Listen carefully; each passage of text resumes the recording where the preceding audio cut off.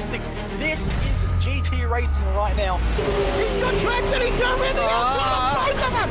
Maloney! Oh, he's taken Anderson! Anderson's up to Oh my god!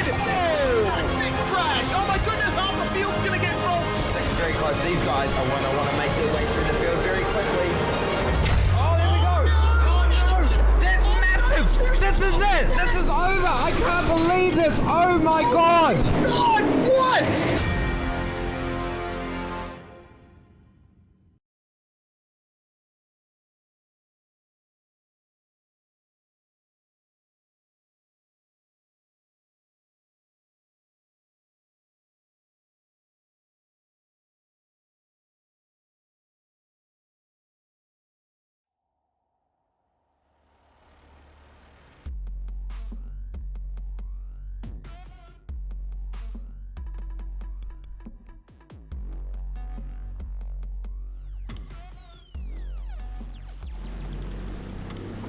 And a very good afternoon, ladies and gentlemen, boys and girls, and welcome to round number 2 of the GT3 Eseries presented by Carbon Gaming, Cal Designs and Motive Simulation.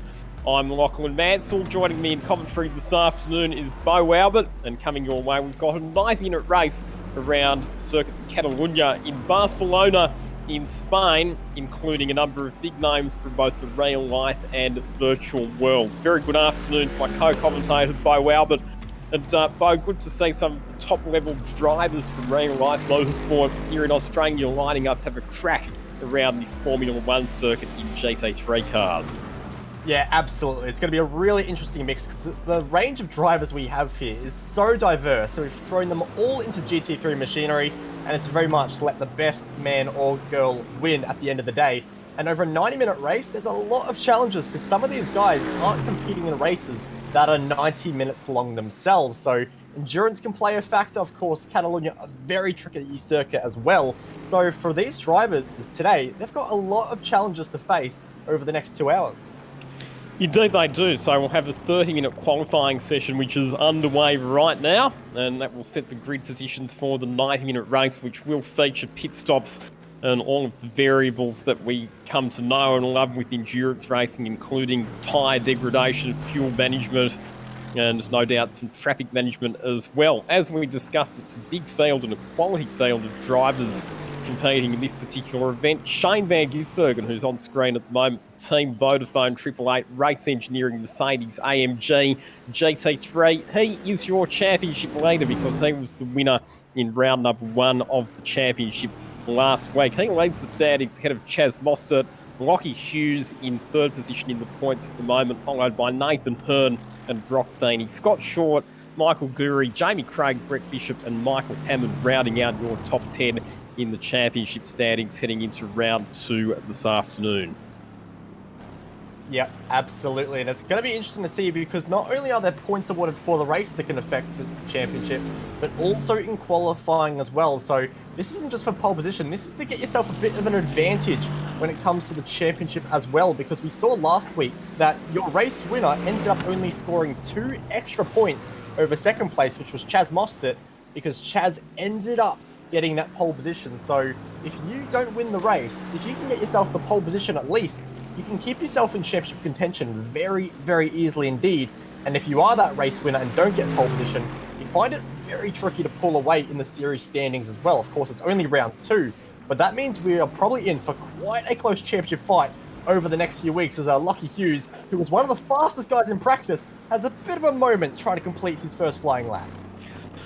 And Lockie Hughes, a driver who's come out of high downforce cars in the Australian F4 Championship previously, so he'll be used to understanding how the aero of these GT3 machines works and how to optimise the corner speed, making the most of the aero. But I'll tell you what, Chaz Mostert, one driver who I'm sure we'll be talking about this evening, I'm really impressed with the improvements that he's made in sim racing lately. Obviously, he's been spending a lot of time on the sim, practicing for the Supercars A-Series, which is held every Wednesday night, but good to see him jumping into some different types of cars in some different events as well. Chaz is a definite hard worker when it comes to sim racing. I know when the E-Series was first announced, he was a bit on the skeptical side. Oh, I might crash into this guy here, have a few laughs and enjoy the series. by the time round 1 came around, he was, punching in laps, punching in stints, and really putting in a lot of effort. And I have to say, for a lot of people in the Supercars E-Series, Chaz has been one of the big surprises. He didn't have a sim racing background before. In fact, I did an event in Melbourne Central ahead of the Australian Grand Prix where Chaz was a special guest. And he said it was one of his first times he was ever using one of the simulators there, which were the Motum simulators, who also sponsor this event. And immediately jumping into the sim, he was very, very impressive. And that's just continued on into the Supercars E-Series, even picking up a race win last time out at Montreal. So the Chaz, he is doing a very nice job indeed, and he's about to complete his first flying lap here in qualifying. Practice, he did a 45.3.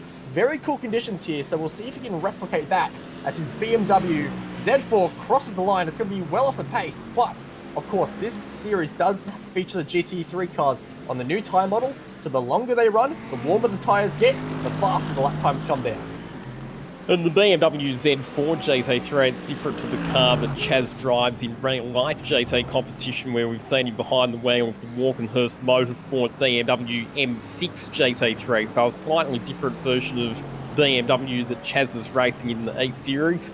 And we've got some other very well-credentialed real-life drivers as well, including Jay Hansen, who races for Ashley Seawood Motorsport in the TCR Australia Series. We've been seeing him competing in the ARG Esports Cup.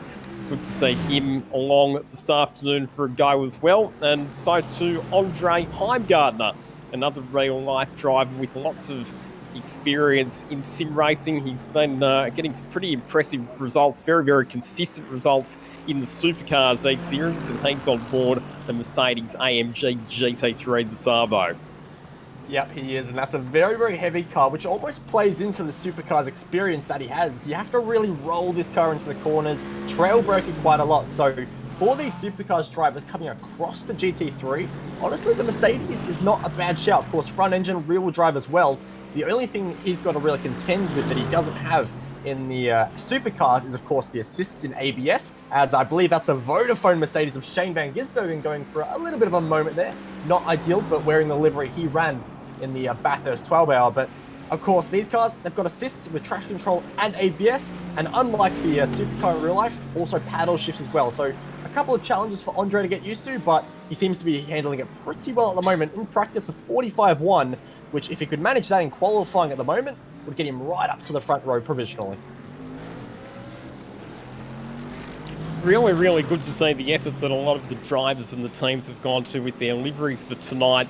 As well, we've got a combination of sim-specific liveries. We've got some drivers like Shane van Gisbergen, who you mentioned, who are running liveries from their real-world racing exploits. I saw that Macaulay Jones was out there in the Cool Drive sponsored Mercedes as well, which that's obviously the same livery as the one that he runs on his supercar.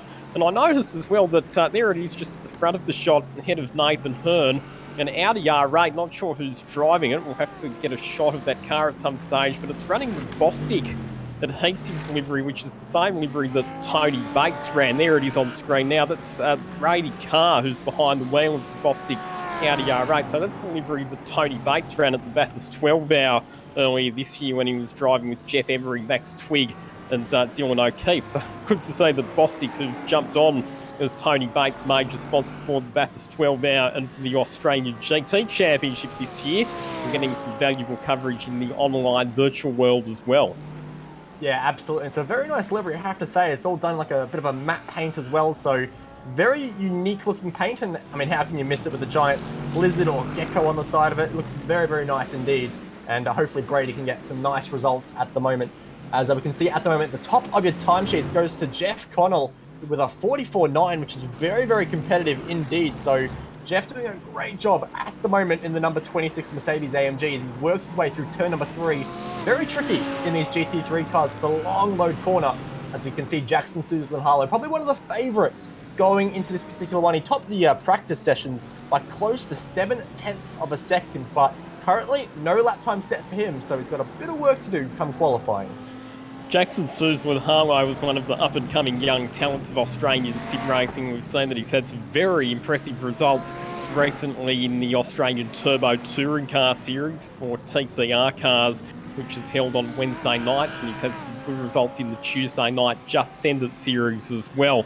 And he's very, very good, Jackson Suzel and Harlow, when it comes to adapting between different types of cars. So I certainly agree with your assessment there, Bo, and I think that he'll be one of the main contenders this afternoon.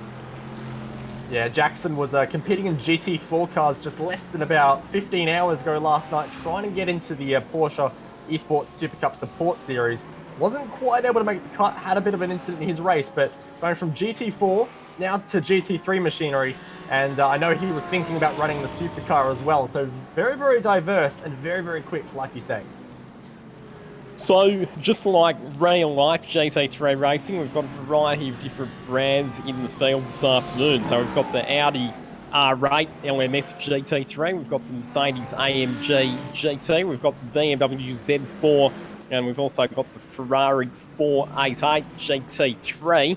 And just like real life, the cars are, I suppose, I'm not going to say paritized because it's not a parity formula. We've got the McLaren as well, that's the other car that I didn't mention, but to ensure that they're all able to compete on a level playing field, they do run to the balance of performance formula to ensure that their lap times are approximately the same. It doesn't mean they're going to be identical, and they will have strengths and weaknesses in different parts of the track. Some of them are going to be quicker through the corners, others might be a bit quicker in a straight line, but over the course of an entire lap it should all even out.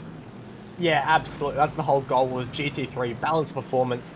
But like you say, the cars will have strengths and weaknesses. If you watch the Audi R8, it is fantastic through the low speed sections. You look at a McLaren or a Mercedes down the straights, they will be able to pull, maybe a half a tenth or maybe even a tenth in places on some of the other cars, but maybe not so good through the corners. And of course, the Mercedes being a much heavier car, as you can see on screen, and that beautiful livery being run by Jaden Ransley, who runs in the TCR New Zealand series. It's going to wear its tyres out fairly quickly as well. So whilst it may be one of the safer cars, it's more balanced than the Mercedes. Over a stint, it will definitely get looser and looser because it's not so friendly to those 4 bits of black rubber holding it to the ground. So you've got to watch out for that. And as for the BMW Z4, that's probably one of the more all-round cars. It doesn't have any particular strength, but it also doesn't have any weaknesses. So if you're looking for a balanced car, the Z4 isn't a bad place to look. And the various strengths and weaknesses of the different types of cars, that will influence the driving techniques as well. So interesting to see that Fraser Ross, who we see normally races a McLaren in real life, of course, he's opted for Mercedes power for this afternoon, and he's just had a bit of an off-track moment. Has Fraser Ross, the former Australian GT champion, so he'll be back in the pits to undergo some repairs to that car.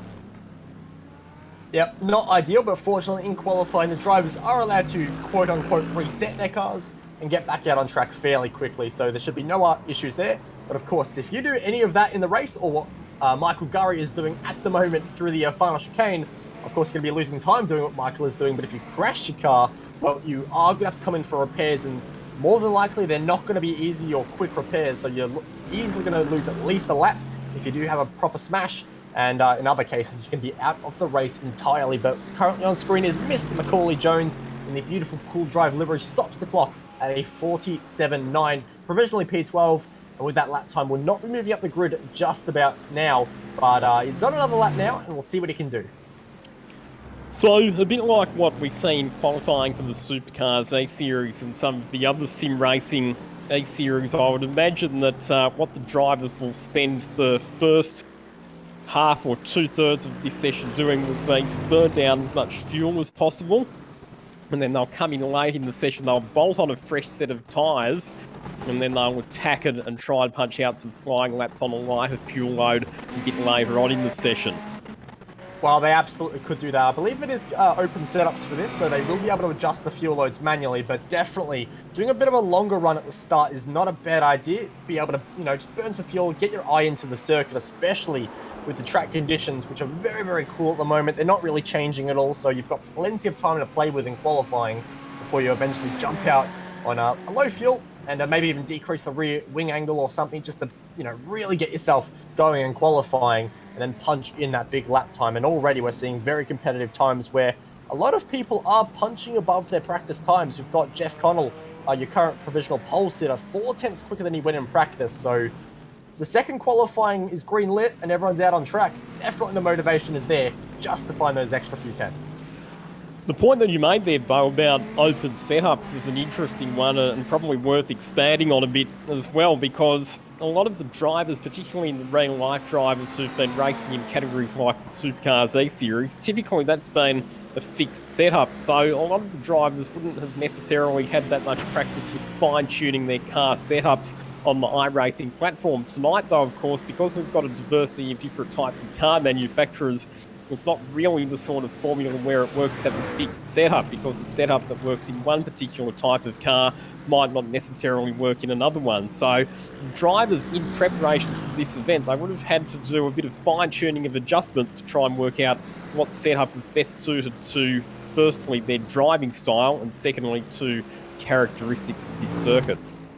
Absolutely, and for those that are unfamiliar with iRacing as a platform, it is highly advanced when it comes to car setup development and R&D. So the drivers that use it in the real world are able to use programs like Motec i2 and all of that to actually develop the setups and see what's going on, see the suspension histograms, be able to see, are the dampers overexpanding or are they compressing too quickly? How are the wing angles? Are you dragging too much? Is the car bottoming out?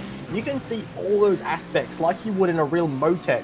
You can see that all in iRacing as well. So for the real world guys who are always delving into the telemetry of their cars, they should be able to develop a setup fairly nicely as they would in the real world. There will be no translation issues, so to say, there. But it's always going to be a little bit different when you are doing it for the first time, because like you say, in the Supercars E-Series, they're given the setup, that's what you've got, just run with it and drive as quick as you can, whereas with open setup, you have that extra time to develop the car and get it to your driving style like you may want. So even though two drivers might be running the Mercedes, one might have it a bit looser for driving style, one might have it a bit edgier on entry into the corner. It's a whole different ball game for these drivers coming into a race where you actually have your individual setup, where you can be a lot more comfortable than if you were given a fixed setup. And doing testing with the setups as well and working out how to try and adjust it to suit changing track conditions is a bit of a challenge, because again, with the iRacing platform being so advanced, the track conditions will change and evolve as the session progresses. So a setup that might work well in certain weather conditions or temperatures or numbers of cars on the track might not work so well in another environment. So that's the other thing that people have to try and take into consideration as well, just as they would in real life.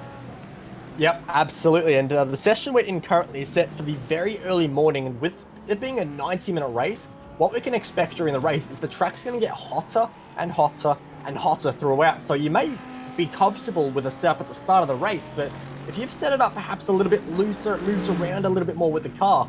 As the track gets hotter, it's going to start becoming not loose but undrivable. So it's a bit of a compromise, really, entering the race with a setup that isn't going to be quick for the first 40 minutes of the race, but over the entire duration of the race. And being 90 minutes, we're going to expect drivers to be making pit stops, because the fuel tank will only last in a GT3 car, if you're fuel saving, about an hour and 2 minutes, as Jackson Harlow absolutely ruins the field there by 0.8 of a second to go to the top. He's doing very nicely indeed at the moment, and won't get this. Oh, he almost gets impeded there as he starts another flying lap, but Jackson doing very well indeed. But back to my point is that these drivers are going to have to make sure that with tire pressures, wing angles, and all of the like, you're setting it up for the entire race, not just what is fastest. And we can see, just based on the light levels there at the Barcelona circuit at the moment, that it must be very early in the morning, because there are long shadows around the circuit, particularly on the main straight. You can see it there.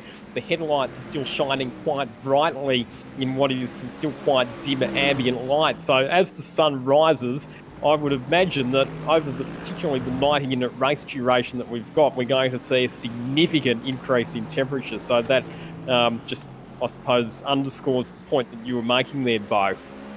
Yeah, absolutely. So if you guys are wondering about the track conditions currently, it's very early morning. It's currently 8:10 in the morning here at Circuit de Catalunya, and it is a very, very toasty and very, very cool 15 degrees ambient, 17 degrees track temp with 3 km/h winds. So in terms of the wind speed, you're not going to get much of an effect when it comes to the draft but it does mean that as the race progresses, it's going to get hotter. And I wouldn't be surprised if come the checkered flag at the end of our 90-minute race, we're seeing temperatures closer to maybe even the 30-degree mark. Yeah, and that's a big rise in temperature that everybody's going to have to deal with. So Jackson Souza and Harlow fastest.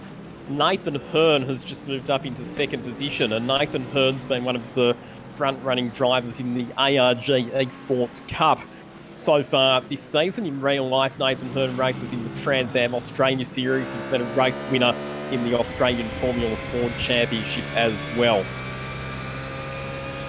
Yeah, absolutely. There's a very diverse amount of drivers in this field, and it's great to see. We're actually riding on board with Chaz Mostert, who was about to kick off a lap, and what we might as well do is just stay on board with Chaz and see how he is working a lap here at Circuit de Barcelona, down a second gear for turn 1, and then from here it's all about building your speed, third gear, and then just modulating the throttle, keep it as tight as you can until you can finally pin the throttle on corner exit and build your speed all up towards the corner where Lewis Hamilton and Nico Rosberg infamously came together in the 2016 Spanish Grand Prix. A bit of a wiggle from the car in front, but does not cause any issues at all for the Walkinshaw Andretti United driver, who downshifts to second gear for this tight left-hander. Hold it as tight as you can, and again, use all of that AstroTurf. You will not be penalised for using the AstroTurf here today, so you are free to use that as much as you want. Down a second gear again, these GT cars don't have the speed you would like. Dodges the car off it as well. That was a close call indeed, Lockie, as he heads through a very quick third gear right-hander. That was coming up the hill there out of turn 7 and 8. That car was parked in a very awkward position, and that probably would have been a bit of a hesitation for Chaz. You can imagine that he probably would have got out of the throttle a little bit as he headed up the hill there.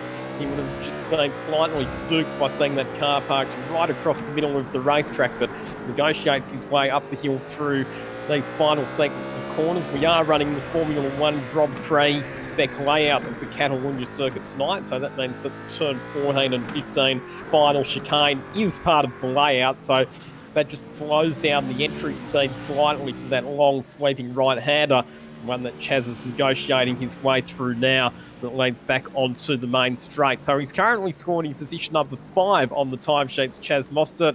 Let's see if he's able to move up the order on this particular lap. 1 minute 45.8, so no improvement for Mostert that time around. In fact, that was 0.8 of a second slower than the best lap of the session that he's set so far. Yeah, and I've got to say that's probably to do with that car that was spun on the hill there. Just cost him a little bit of time. But we'll see how much time I was going to say how much time Jeremy Clark might have lost, but he's just gone and lost a whole heap more as the number 12 Ferrari 488. It's from a tumble there, Lockie. I reckon that's about the slowest rollover that I've ever seen in motorsport. Almost as slow as the one that Cam McConville had at Winton back in 2001. It was not a high-speed impact with the wall at all, but just the angle that he glanced the tyres there, it was enough to send the car into a fairly gentle rollover as we look at Andre Heimgartner in the number 7 car exiting the final corner. Currently scored in position 8 on the timesheets is Heimgartner and moves up. Good lap for Heimgartner. Gets himself up to P4 with that one. Second row of the grid there for Andre Heimgartner, and he's immediately on to yet another lap. So he's pushing on hard. He's really trying to get this lap in. And, well, you kind of have to because the clock is down to just over 6 minutes. And they are close to 2-minute lap times around here. So if you are in the pit lane, now is a fantastic time. Get yourself out of the pit lane. Get yourself on track, because you've only got about one more crack at this lap, and the track temp is still at 17 degrees, so the conditions are still just fine for a very fast lap indeed. So don't be surprised if in the next few seconds we get a flurry of activity out on track as another driver improves their time to knock Andre down to the top 5. Starting to see some Hollywood numbers in the dying stages of this qualifying session, as we would expect, with people on light fuel loads and bolting on new sets of tyres and going out for last-minute charges. But one driver who is buried in the field at the moment is Shane Van Gisbergen, and he's all the way down in 36th position. So our championship leader has got some work to do. He needs to get a time. He needs to get himself up the grid order, not just in terms of starting position, but in terms of the championship point situation as well. Yep, absolutely. There's a lot of drivers who need to be protecting their 10th position, but we do have a couple of penalties. In fact, we have 5 penalties from this qualifying session. The first one goes to Steve Ellery in the 99, who's going to be getting a rear of grid penalty. And also, a very big one in regards to the championship here, Lockie. Shane Van Gisbergen has changed his car. That is going to be a rear of grid start there for the 97. Okay, so obviously the rules then are you're not allowed to go to a new car during this qualifying session. The iRacing platform does give you the facility to request a new car, so...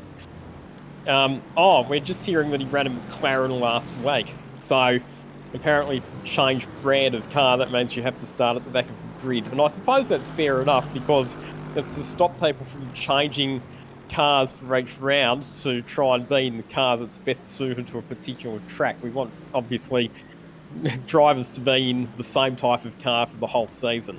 Yeah, absolutely. It just creates a bit more of an effect of the BOP, so you're not, like you say, jumping in the quickest car every single session. You're actually, enjoying and suffering in many ways from the good and bad sides of your car and the tracks that it suits and doesn't suit. But you saw on screen there for just a moment that I'm going to say Leanne Brown, but we all know it's actually Will Brown. Goes to P number 6 there, so a very nice improvement there. And just to finish off the penalties as well, the 204 of Bonham and also the 48 of Will Newell are both given rear of grid starts as well. Bonham for a qualifying incident and Will Newell for a deliberate contact in qualifying. So a bit of a naughty moment there for the 48, and he'll be starting from the rear as penalty for that, as we get a couple more drivers just trying to finish their laps at the moment. Jane Ransley trying to finish off a lap right now. We'll see what he can do. Currently position number 8. You can see there the clock down the bottom of the screen running on over. You want to see it somewhere around a 44. He's currently on 45.0. He will stop the clock with no lap time set. So again, just using the track limits a little bit too much and invalidating his lap. So if you are seen in iRacing cutting the course or track extending in any way, shape or form, your lap is gone, will not count. So there's no cheating here. Has to be legit, has to be clean.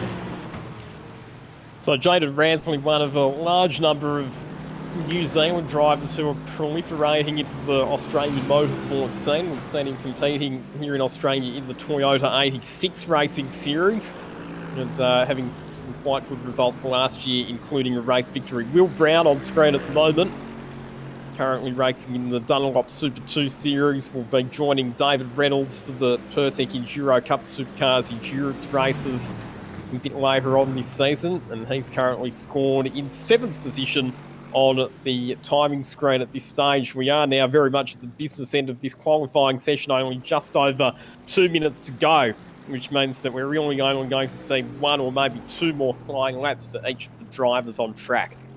Absolutely. If there's any time to punch in a nice lap, now would be a pretty darn good time, as James Foster does exactly that. Moves himself into the top 10 there in his Ferrari 488. Simon Chadwick currently lining up in 24th place. He's got a 45.8 to his name. And I'm just looking at the time at the moment. I don't know if he'll quite get to the finish line quicker than a 45.8 this time around. It won't quite be enough, but he still has enough time for 1 more lap. He's not lucky enough to get 2 more. So for Simon Chadwick to move up from 24th on the grid, this has to be the lap he has to perform now. We'll see what he can do. Here is Chaz Mostert, currently scored in 3rd position. So looking for another good qualifying performance. Mostert, who was our pole sitter for the previous round of the series. To the line comes Mostert. Is he able to find the extra 0.6 of a second that he needs to bolt up the order? No, not quite. Stays in 3rd position with that particular lap. Minute 45.1 the time that time around, which was 0.4 of a second off his best lap for the session. Yeah, absolutely. And you've got Jeff Connell, who was 2nd place for a long time in the session and is only going to remain 5th now. So he was up at the very pointy end a little while ago. Needs 1 more good lap to find himself back up the order once more. Andre Heimgartner currently position number 6, and I think he's setting himself up for 1 more lap. I don't know if this is the lap that he needs to vault himself up higher and maybe even into the top 5, but he'll make the run to the finish line anyway, and I think this will be another crack for Andre Heimgartner. He's got the fuel, hopefully, and we'll see what he can do. So we're down to the last 25 seconds, so if you're not nearing the finish line now, you'll have no more laps to use, as James Foster, a 45.3, was position number 10, will remain position 10 for now. So very, very close to improving on his best lap, but not quite enough. So pretty much all of the drivers now be getting what will be their final flying lap. So A lot of it's going to come down to how much temperature they've been able to generate in their tyres, and will anybody be able to pull out one final flying lap in the very dying stages of the session to vault themselves further up the grid? Well, we'll know the answer to that question in the next 45 to 60 seconds. Yep, absolutely. We'll see what anyone can do as Jane Ransley finds himself a couple of tenths improvement, gets himself up to position number 7. So that is a great improvement there for Ransley, who displaces Will Brown. Dalton Ellery finds himself a couple of places, moves up to 17th. Currently looking at your pole sitter by a large margin, Jackson Susan Harlow wants to add a little bit of insult to injury, but cannot do it. We'll have to abort this lap at the end of it all. So next driver on a lap is Lockie Hughes, his provisional position number 4. What can he do across the line? A 44.6 is the answer. Gets himself a front row start, displaces Nathan Hearn. Can't be unhappy with that. Yeah, good job there for Lockie Hughes in the dying stages. Andre Heimgartner finishing off his final lap at the moment as well. Nice and tidy through the final chicane and into the final right-hander that leads back onto the start-finish straight, just using a bit of the exit curb there on the outside. Currently in 6th position and gets a spot. Moves up into position number 5 as Andre Heimgartner, so punches out his best lap on the final lap of the session.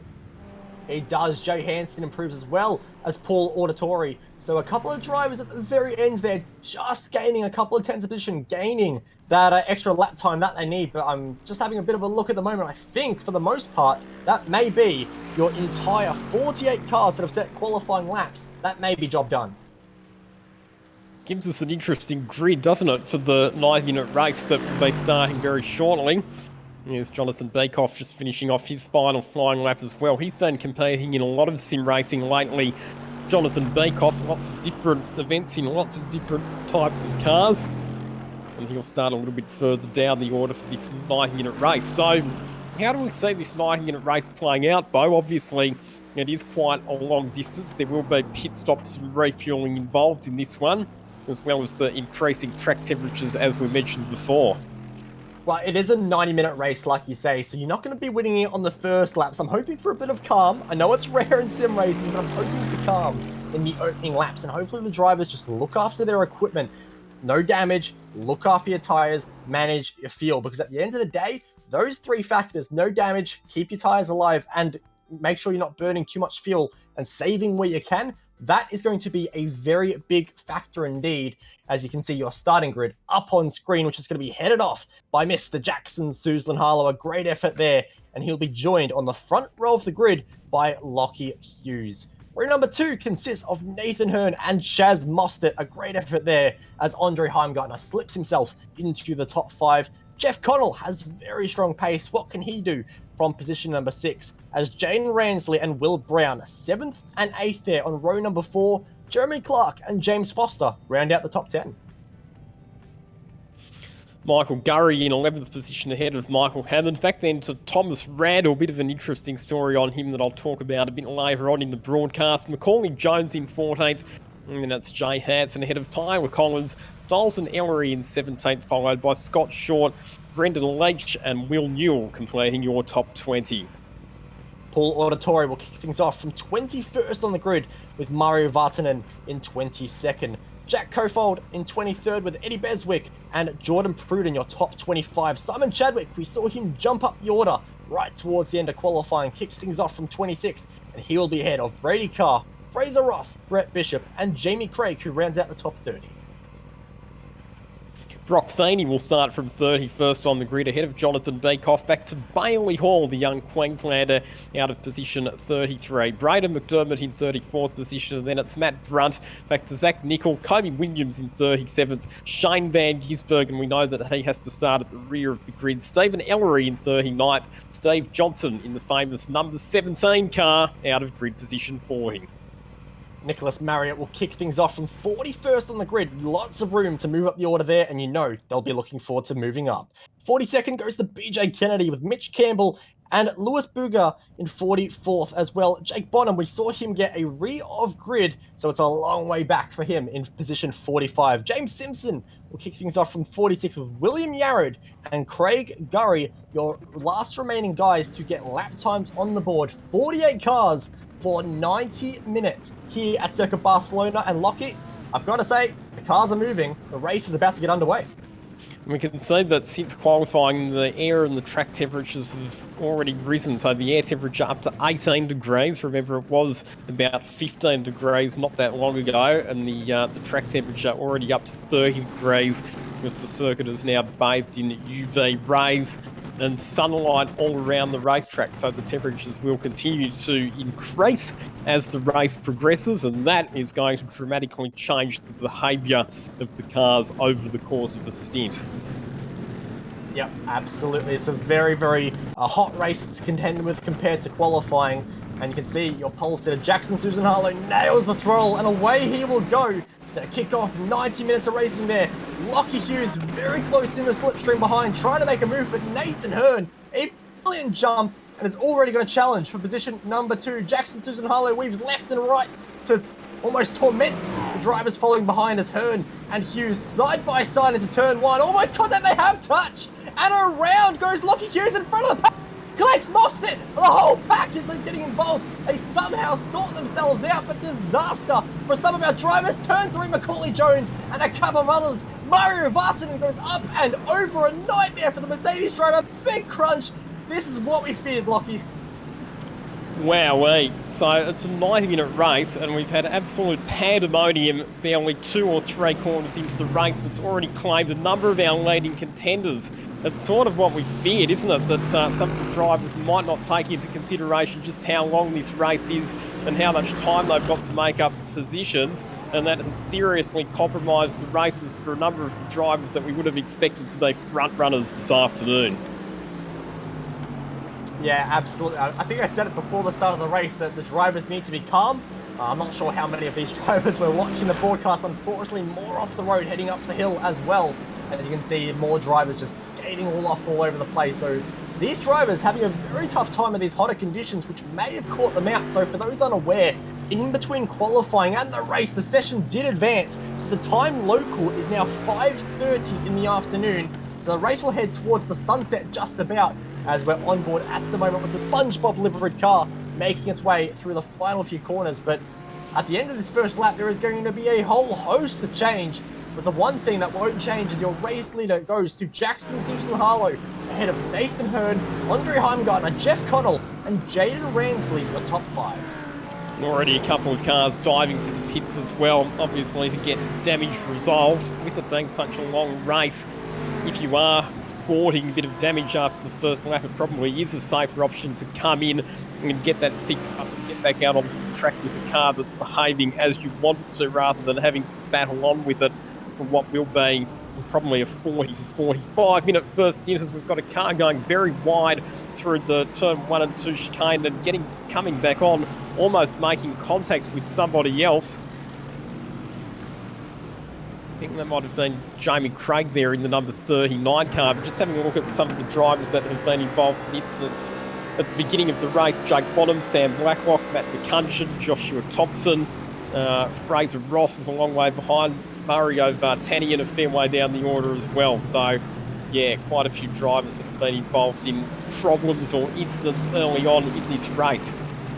Well, when there's problems, there's always going to be profiteers from it, and the biggest profiteer, as the safety car comes out to neutralise the race, there'll be no passing, there'll be no gaining of lap time at the moment, so change to your race order immediately, and the field is going to be bunching up, which I think is a good call by your race director, Sam Blacklock there, and he's going to be able to ensure that the pack just regains and everyone is getting the damage repaired, and the race can continue in a much more orderly fashion. But what I was going to say before that all happened, Lewis Buga has gone up 20 places, Kobe Williams up 18, and BJ Kennedy up 17 places from the start, so some big movers. But on the other side of the coin, Dalton Ellery has lost 30, Lockie Hughes and Michael Gurry 31 places lost. So when it comes to moves and shakers, there are some big swings and positions there, And we've got confirmation from our race director there that this is not the competition caution. So this will not be the last of the cautions we see in this race. This is a caution because of the calamity we saw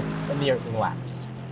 What this actually does as well, Bo, is it keeps people in the race. So a lot of the cars that would have had to come in to get damage repaired after the incidents that we saw on lap number 1, they might have been in danger of going a lap down. What this does, of course, is it bunches up the field and it allows those cars that have had to undertake repairs to get back out onto the circuit, join onto the back of the queue and stay on the lead lap. So while their races might have been compromised, they're not out of the game altogether.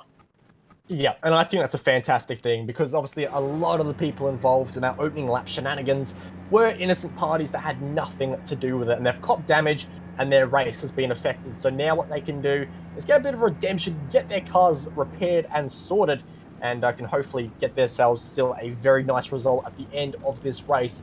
So only 4 minutes it took until we got our first caution in the race, but that means we're still going to get at least an hour 20 or so of some brilliant racing towards the end of this one. But definitely a lot of drivers with some battle scars in this race, that is for sure. Jackson Suzel and Harlow, your race leader, ahead of Nathan Hearn, Andre Heimgartner. What have we got going on here on the main straight? There's a whole lot of cars that are slowing down for some reason. There's Shane van Gisbergen. I think we're actually just getting shots of cars as they come around to join onto the tail end of the queue behind the safety car. One of the big movers there at the start, or one of the big improvers, Tom Randall. So he's come up 7 spots, started the race from position 13 on the grid. He's moved up into 6th position, and while we're under this safety car intervention, probably just a good opportunity to talk about the business that Thomas Randall has started up in Melbourne with the Dream Simulation, a full motion simulator setup which Tom and also Lee Holdsworth are going to be using to do some driver training. And you can read all about Tom Randall's new simulator setup in a feature article that will be coming out on the simracingoz.com website a bit later on this week. Yeah, it's a very cool initiative that, of course, Tom Randall and I believe Lee Holdsworth, I think it was. Sorry if I've got that all a little bit muddled. Yep.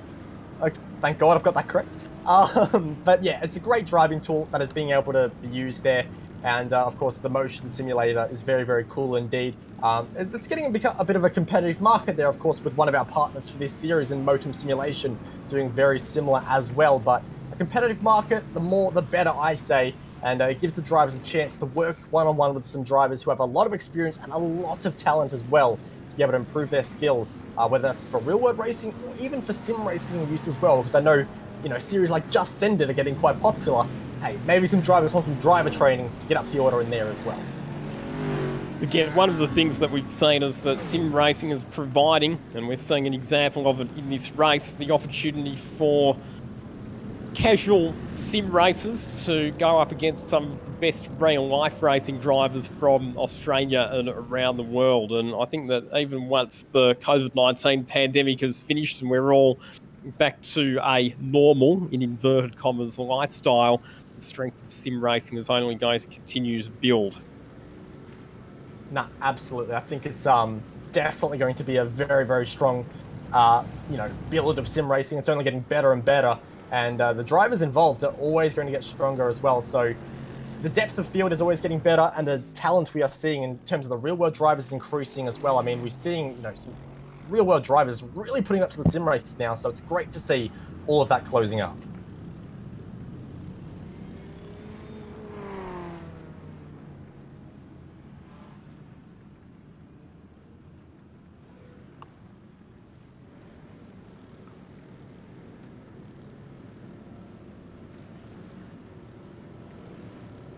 So hearing from race control that this will be the second last lap behind the safety car. One of the rules in iRacing, of course, is that you do get cars that are a lap down, get the opportunity to be waved past the safety car to get that lap back. So by keeping the safety car out on the circuit for a couple of extra laps, it just gives those cars that were a lap down the opportunity to get past the safety car, go back around and join back onto the tail end of the queue, so that we have a nice tightly bunched field for once we can get racing resumed again.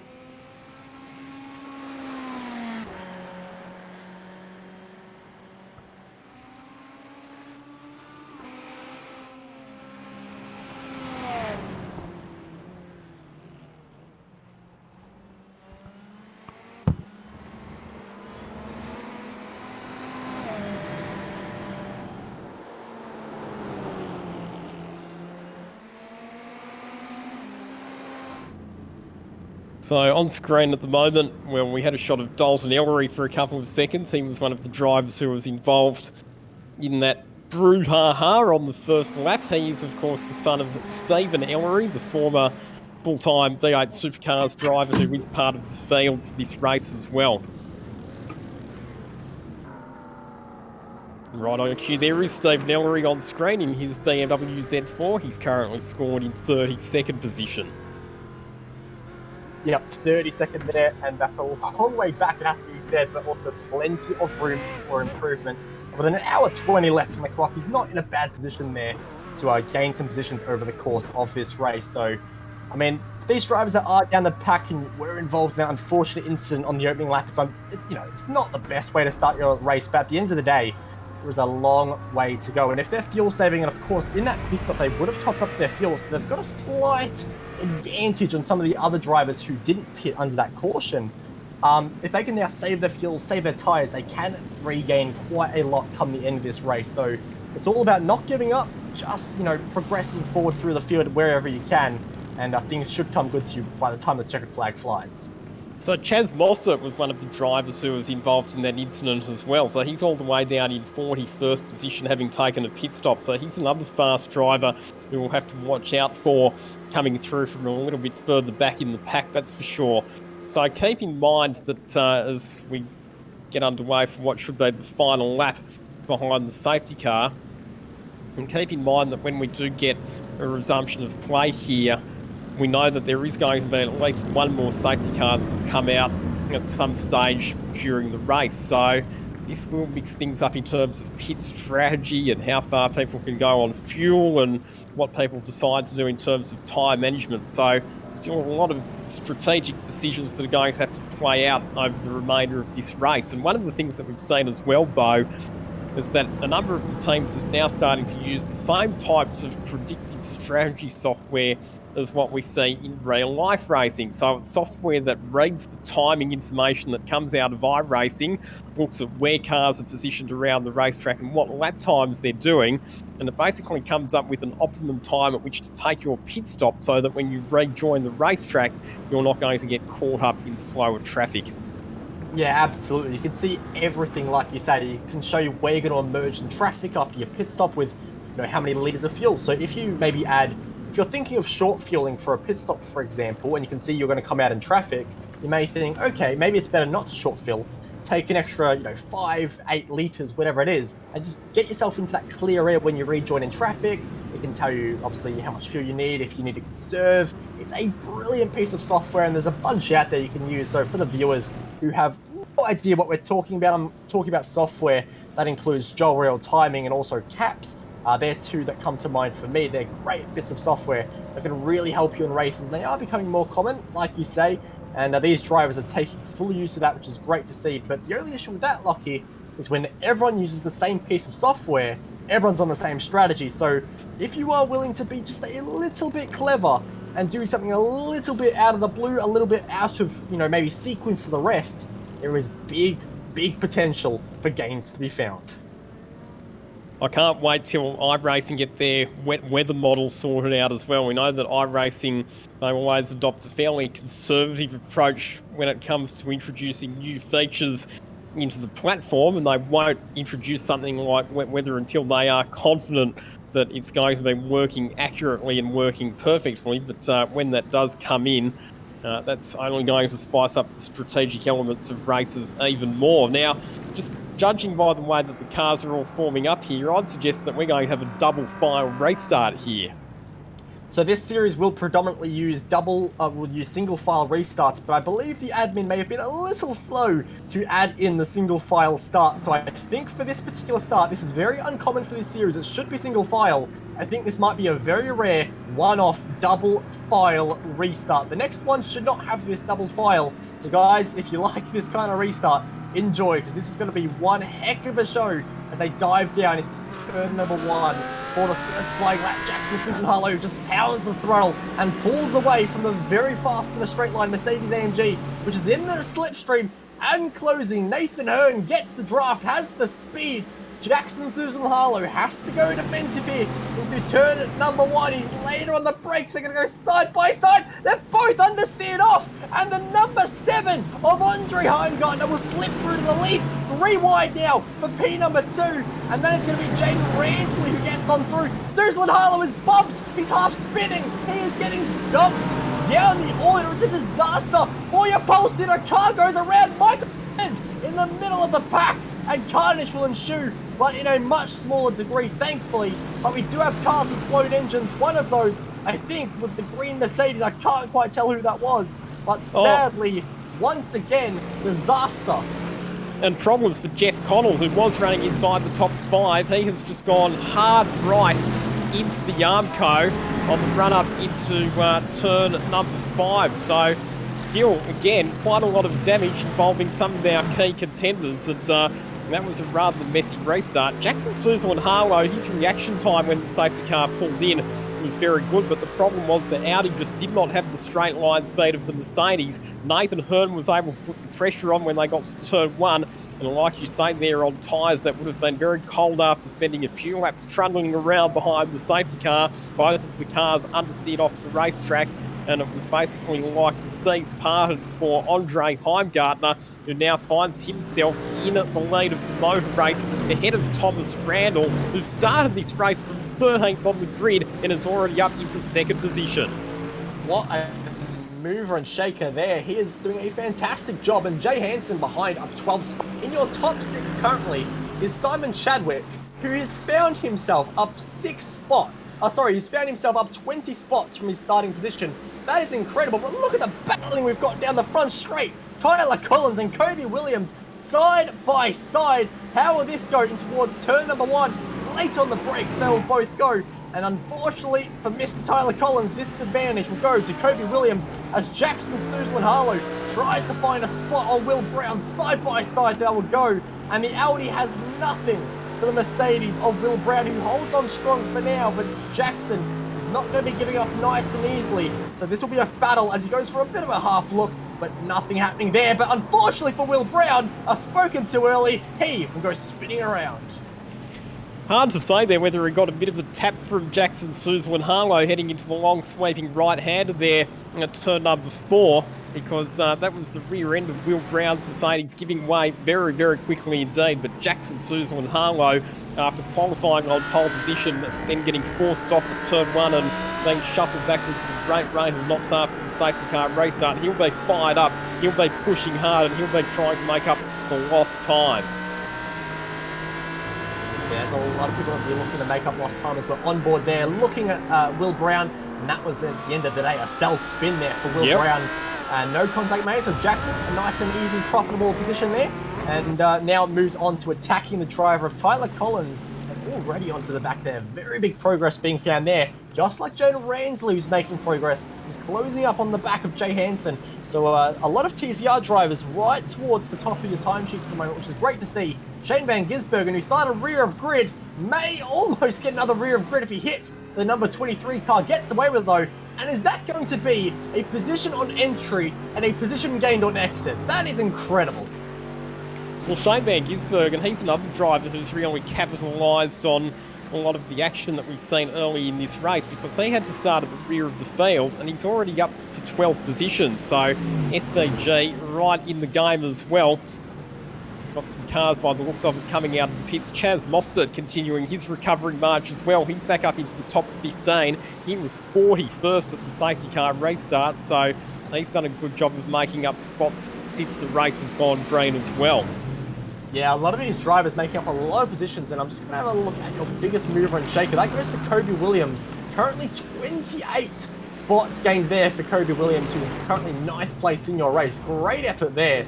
But Shane Van Gisbergen, who we were looking at just a moment ago, 26 spots found since the start of this race. That is a fantastic improvement there. You can see Chaz Mostert fighting Jordan Pruden to the inside. Here will go, and Pruden, nothing he can do about that. Concedes the spot. Yeah, Mostert's on a charge and he's got good speed based on the qualifying performance from earlier on. So now it's just a case of these drivers getting into a rhythm, doing the best that they can to manage their tyres make sure that they don't push unnecessarily hard, try and straighten up the car on the exit of each corner before getting on the accelerator too hard and exciting the rear tyres into wheel spin, and also making sure that you don't come into corners too hot, induce understeer, and start to wear out the front tyres as well. So at this stage of the race, it's all about self-discipline. It definitely is, and Lockie Hughes almost had a bit of a self-spin there rather than self-discipline, and he's trying to make a bit of a recovery drive. Of course, started on the front row of your grid, and sadly had that moment on the opening lap where he went very, very backwards, and now he might be going backwards once more in this race. Jordan Prudhomme with a great run in the draft there, side by side. They will go. Chaz Mostert making a move up front as well. Jordan Prudhomme much later on the brakes, but then the driver Lockie Hughes comes back, and they are having a few technical difficulties of themselves, but Lockie Hughes will grab that spot, as does Chaz Mostert, who passes Mr. Fraser Ross. So Mostert making gains, Lockie Hughes making gains, lots of movers and shakers still happening in this race, but the one we're watching at the moment is Jackson Susan Harlow, who is closing in on Eddie Beswick in that Mercedes AMG. It's Audi versus Mercedes. How will this one pan out? Well, Jackson Susan Harlow showing serious pace at the moment. He was fastest on the racetrack last time around at 1:45.4, so he was lapping half a second quicker than the race leaders. He is in a bit of traffic at the moment with Eddie Beswick, but just look at the confidence and the corner speed that Susan Harlow is able to carry in the Audi. He makes door-to-door contact with Beswick at the top of the hill. The Mercedes gets forced a little bit wide, but give the spot to Susan Harlow. He gets the Altus Esports Audi R8 up to position 6, as we see Shane Van Gisbergen making a move down the inside of the Bostik Alternative Freight Services Audi R8 of Brady Carr, heading down into the turn 10 hairpin, which is one of the prime overtaking opportunities around this Catalunya circuit. Yeah, there's definitely a few places you can find yourself making a pass, and at the moment, Thomas Randall trying to get a pass on Andre Heimgartner. Has to set it up, though, because there's a long slipstream effect he needs to find, but he does have the slipstream weaving left and right to ensure that he's closing in on the Mercedes AMG. Last time around, for Thomas Randall, it was a 45.6 and a 45.7 for Andre Heimgartner, so the gap was closed, but not significantly, but they have to be careful, because the fastest car on track last lap around was the car in third place. Jane Ransley doing a great job and trying to close in on the fellow SpongeBob car in front.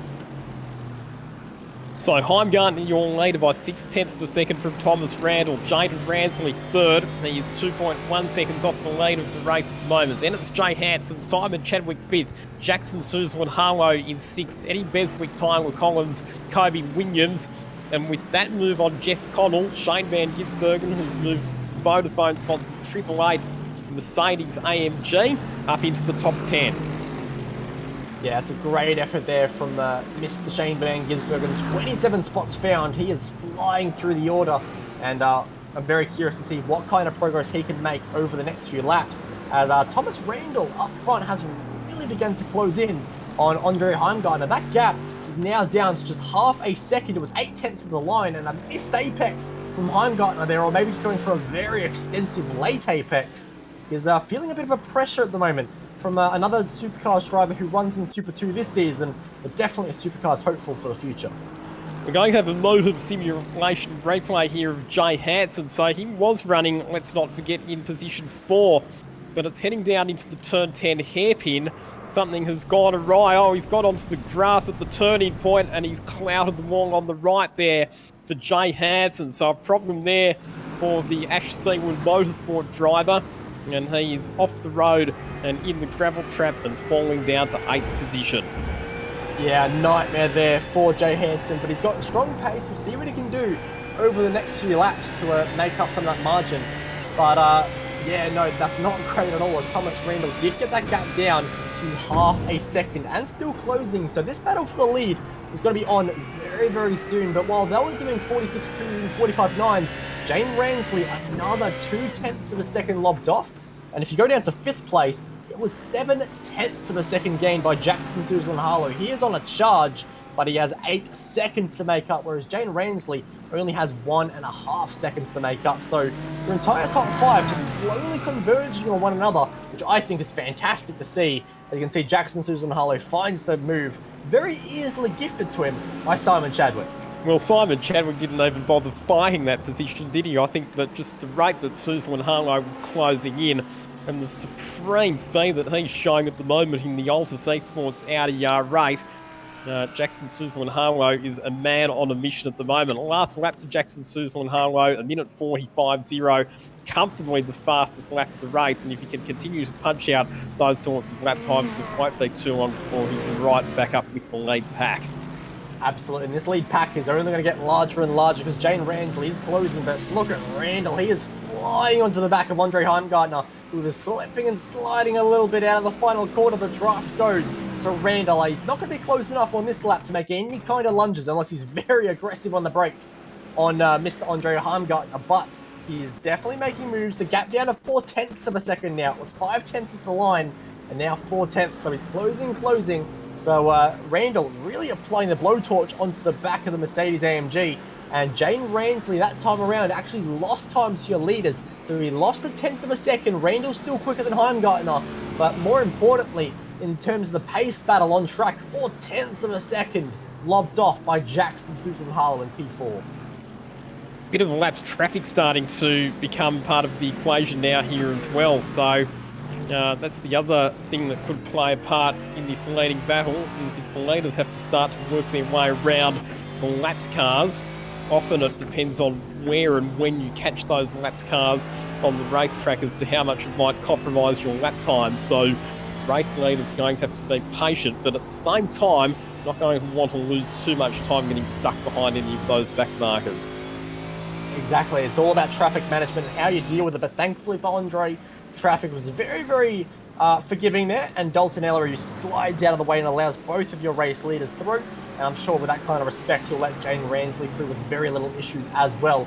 As Chaz Mostert closing in on Jeff Connell at the moment. These two qualifying both fairly high up the order themselves, and having to make a bit of a fight back now, starting on the second and third rows of the grid respectively. And Mostert really closing in now in that BMW. You have to say it's looking pretty strong in the hands of a lot of drivers right now. That Z4 may be suited to the Catalunya circuit better than first thought. And Chaz Moster's done a really good job again. It's been a pretty stout recovery performance after he was outside the top 40 at the safety car restart. Since the race got underway again, Chaz has just picked up positions one by one, and he's now knocking on the door of the top 10. Yeah, he certainly is, and he's got very strong pace. We'll see if he's able to grab that P10 in any way, shape or form. P11 for now, and look at the closing rate he has got. He's going to be willing to go for a very aggressive lunge. He thought about it, definitely gave it a thought, but nothing more than that. He'll stay behind for yet another lap. Look at the pace he's got. I'm not sure he'll be spending too many laps behind, looking at that number 26 Mercedes AMG, as the battle for the race lead slowly steaming up once again. It's now down to the low 0.4 of a second range, so bit by bit they are closing, and Jane Ransley closes 0.2 of a second on that one. He continues to slice that gap down. And speaking of slicing the gap down, Jackson Suzel and Harlow, another fastest lap of the race, 1:44.9 last time around. So he was 0.8 of a second quicker than the race leaders. So he's now just over 7 seconds away from the lead of this race. Yeah, it's impressive what he's doing at the moment. He's just using every inch of track, using the full potential of this car. But with it being an hour-and-a-half race, some people may be willing to double stint the tyres in the pit stops. With the pace Jackson is performing at the moment, if he's going to go for a double stint, it's making life very tricky, because he is definitely not saving tyres right now. He is pushing and lapping within a couple of tenths of a second of his qualifying lap, whilst on a much higher fuel load at the moment. So he has to be careful if he's not ruining his strategy here at the moment. And that's one thing to look out for, as we're looking very briefly there at Thomas Randall, who closed the gap down once again. Now looking at Chaz Mostert, and what can he do on this lap? We saw him closing up rapidly last lap around down this front straight. He's in the slipstream and much closer this time around. I think the move could be on here in towards turn number 1. You can see the battle pack in front closing up as well, but we'll stick with Mostert, who moves to the right side of Jeff Connell, and he lifts off. He doesn't even fight that. Mostert has the room to move back to the racing line, and he will move through very easily now into a top 10 spot. You can see up front they were battling as well. Eddie Beswick would hold on to that position against Tyler Collins, who slides wide, Collins gets the run out of 3 and looks to get a very simple pass in towards turn number 4. It's a long way around the outside here if Beswick wants to do it, but slides wide. There's Tyler Collins. He'll give the advantage to Beswick side by side into the next braking zone, and late on the brakes by Eddie Beswick. But again, a long way around the outside there, can do nothing about it. He put up a valiant fight after sliding wide from turn 3, but it was just too much to ask for to hold on to that part of the circuit. Collins slides wide, gets a bit loose in the Mercedes AMG, and now Jay Hansen on his recovery drive after that moment a few laps ago gains a spot as well, only just clears the car there of Eddie Beswick. Has to go defensive immediately into the hairpin. What can Beswick do on the brakes this time around? They're both so late. Beswick again stuck on the outside. Nothing you can do there in one lap. That's 2 spots for Beswick in the wrong direction. Good racing between those drivers. Really, really good exchange. But what it's allowed is for Chaz Mostert, who's just at the back of the shop there, to catch up. So Mostert, in a couple of corners' time, is going to be right with this trio of battling Mercedes, and he'll be lining them up for passing manoeuvres one by one. It is on for your race lead. Randall up the inside of Heimgartner. Contact is made, and Heimgartner is pushed to the side. Randall progresses to your race lead, and a bit of a cheeky move there, but he got the job done. He had the clearance, he had the move done, and now this has allowed Jaden Ransley to really close up on your top 2-5. Well, he'd been stalking Andre Heimgartner for quite a few laps, hadn't he, Tom Randall? But he's decided that he's got enough speed to be able to make the move through. So it's BMW that now goes to the front in this GT3 90-minute race. Heimgartner gets relegated back to second, Ransley back to third position, and Jackson Harlow is now less than 6 seconds away from the race lead as well. It's not going to be too long for Jackson Harlow as part of this lead car contest. Yeah, and I think that's exactly what this top 3 doesn't want at the moment. Jackson's in a little bit of traffic, which will be throwing him off, but we're looking at the battle at the moment that includes Shane Van Gisbergen and Simon Chadwick and Nathan Hurd. What a gaggle of cars. This is who all dodge the slow-moving car there of William Yarwood, who's not having the best time at the moment of the Catalunya circuit, but Chaz Mostert in the top 10, also making up a lot of progress as well. So we'll see how high up Chaz Mostert can get, currently running in the 45.8, which is indicative of your current race leaders, and some margin faster than Eddie Beswick and Jay Hansen, the cars in front. So Mostert, a bit of a charger at the moment, though, not keeping enough of an eye on, because he is really moving right now. Yes, and just having a look at Chaz Mostert's lap times, he's been lapping in the the high 1 minute 45 bracket as well, even though he's been in traffic. Jay Hansen has gone around and makes a very easy spot there for Chaz Mostert. Jay Hansen, the second time in, 5 laps, running into issues and almost hit there by Fraser Ross, who goes rallycross into the chicane. Jay Hansen, you get a modem simulation replay up on screen, and just that very slow moving spin there. The car let go, and there was no recovery there, no matter how much opposite lock he put in. But he's immediately on the offensive now. Jay Hansen in the slipstream of Fraser Ross, both in Mercedes though. So for Jay Hansen, it's going to have to be very aggressive to make a move stick. Can't do it into turn 1. He's having to wait for another lap behind Fraser Ross. So Fraser, a very aggressive move there into the chicane. He's about to lose that spot through turn 3. He slides wide into the marbles. He will go. Hansen finds the gap side by side. There will go. Bit of a draft effect there, or side draft, which allows Fraser Ross to hold the place, but doesn't cover the inside where he was clear, and Hansen slides through with a little bit of a damaged rear wing on his Mercedes AMG, sponsored by Eclipse Sim Sports. Fraser Ross gives him a bit of a hip check as well, pushes him to the side by side. They will go again. Jay Hansen, another hit given to him in the rear bumper. They are fighting hard over this spot. Jay Hansen misses the apex. He'll be slow on traction here, but Fraser Ross cannot capitalise. And Macaulay Jones can capitalise. Macaulay Jones, a big look up the inside of Fraser Ross as they head up into turn number 9 at the top of the hill. There's a laps car there. I think that's William Yarwood just sidestepping these battling drivers, but there's contact between William Yarwood and Fraser Ross is in the wall and spinning through 720 degrees. I thought that William Yarwood had done a good job there to get out of the way, but Fraser Ross was moving across. I think that was a bit of misjudgment there from Fraser Ross. He didn't realise that he was not clear of William Yarwood, and as he moved across to try and get back to the racing line, the two cars made heavy contact and they both go firing hard into the left-hand side fence. No, absolutely. That was a very large hit there for Fraser Ross and William Yarad. So both of them lucky to escape with the damage they've got, but even then very extensive and going to be slowing them down quite some way as we move back to the lead of this race. You can see the Thomas Randall last lap around was caught ever so slightly by Andre Heimgartner, so the draft effect allows whoever's in second to really stay with the race leader without breaking away, but the real pace advantage went to Jane Ransley, 0.3 of a second quicker than your Mercedes AMG in front, who continues to burn the rear tyres, sliding it up through the S section of Circuit de Barcelona-Catalunya, the full Grand Prix layout that is used in the Formula 1 Championship. And at the moment, Jane Ransley is definitely putting on a Grand Prix performance. He's closing on the back as a competition caution will fly here at the circuit. Just 35 minutes into the race, the competition caution will fly. And this changes everything, because if you fuel up now, Lockie, you can make it to the end of the race.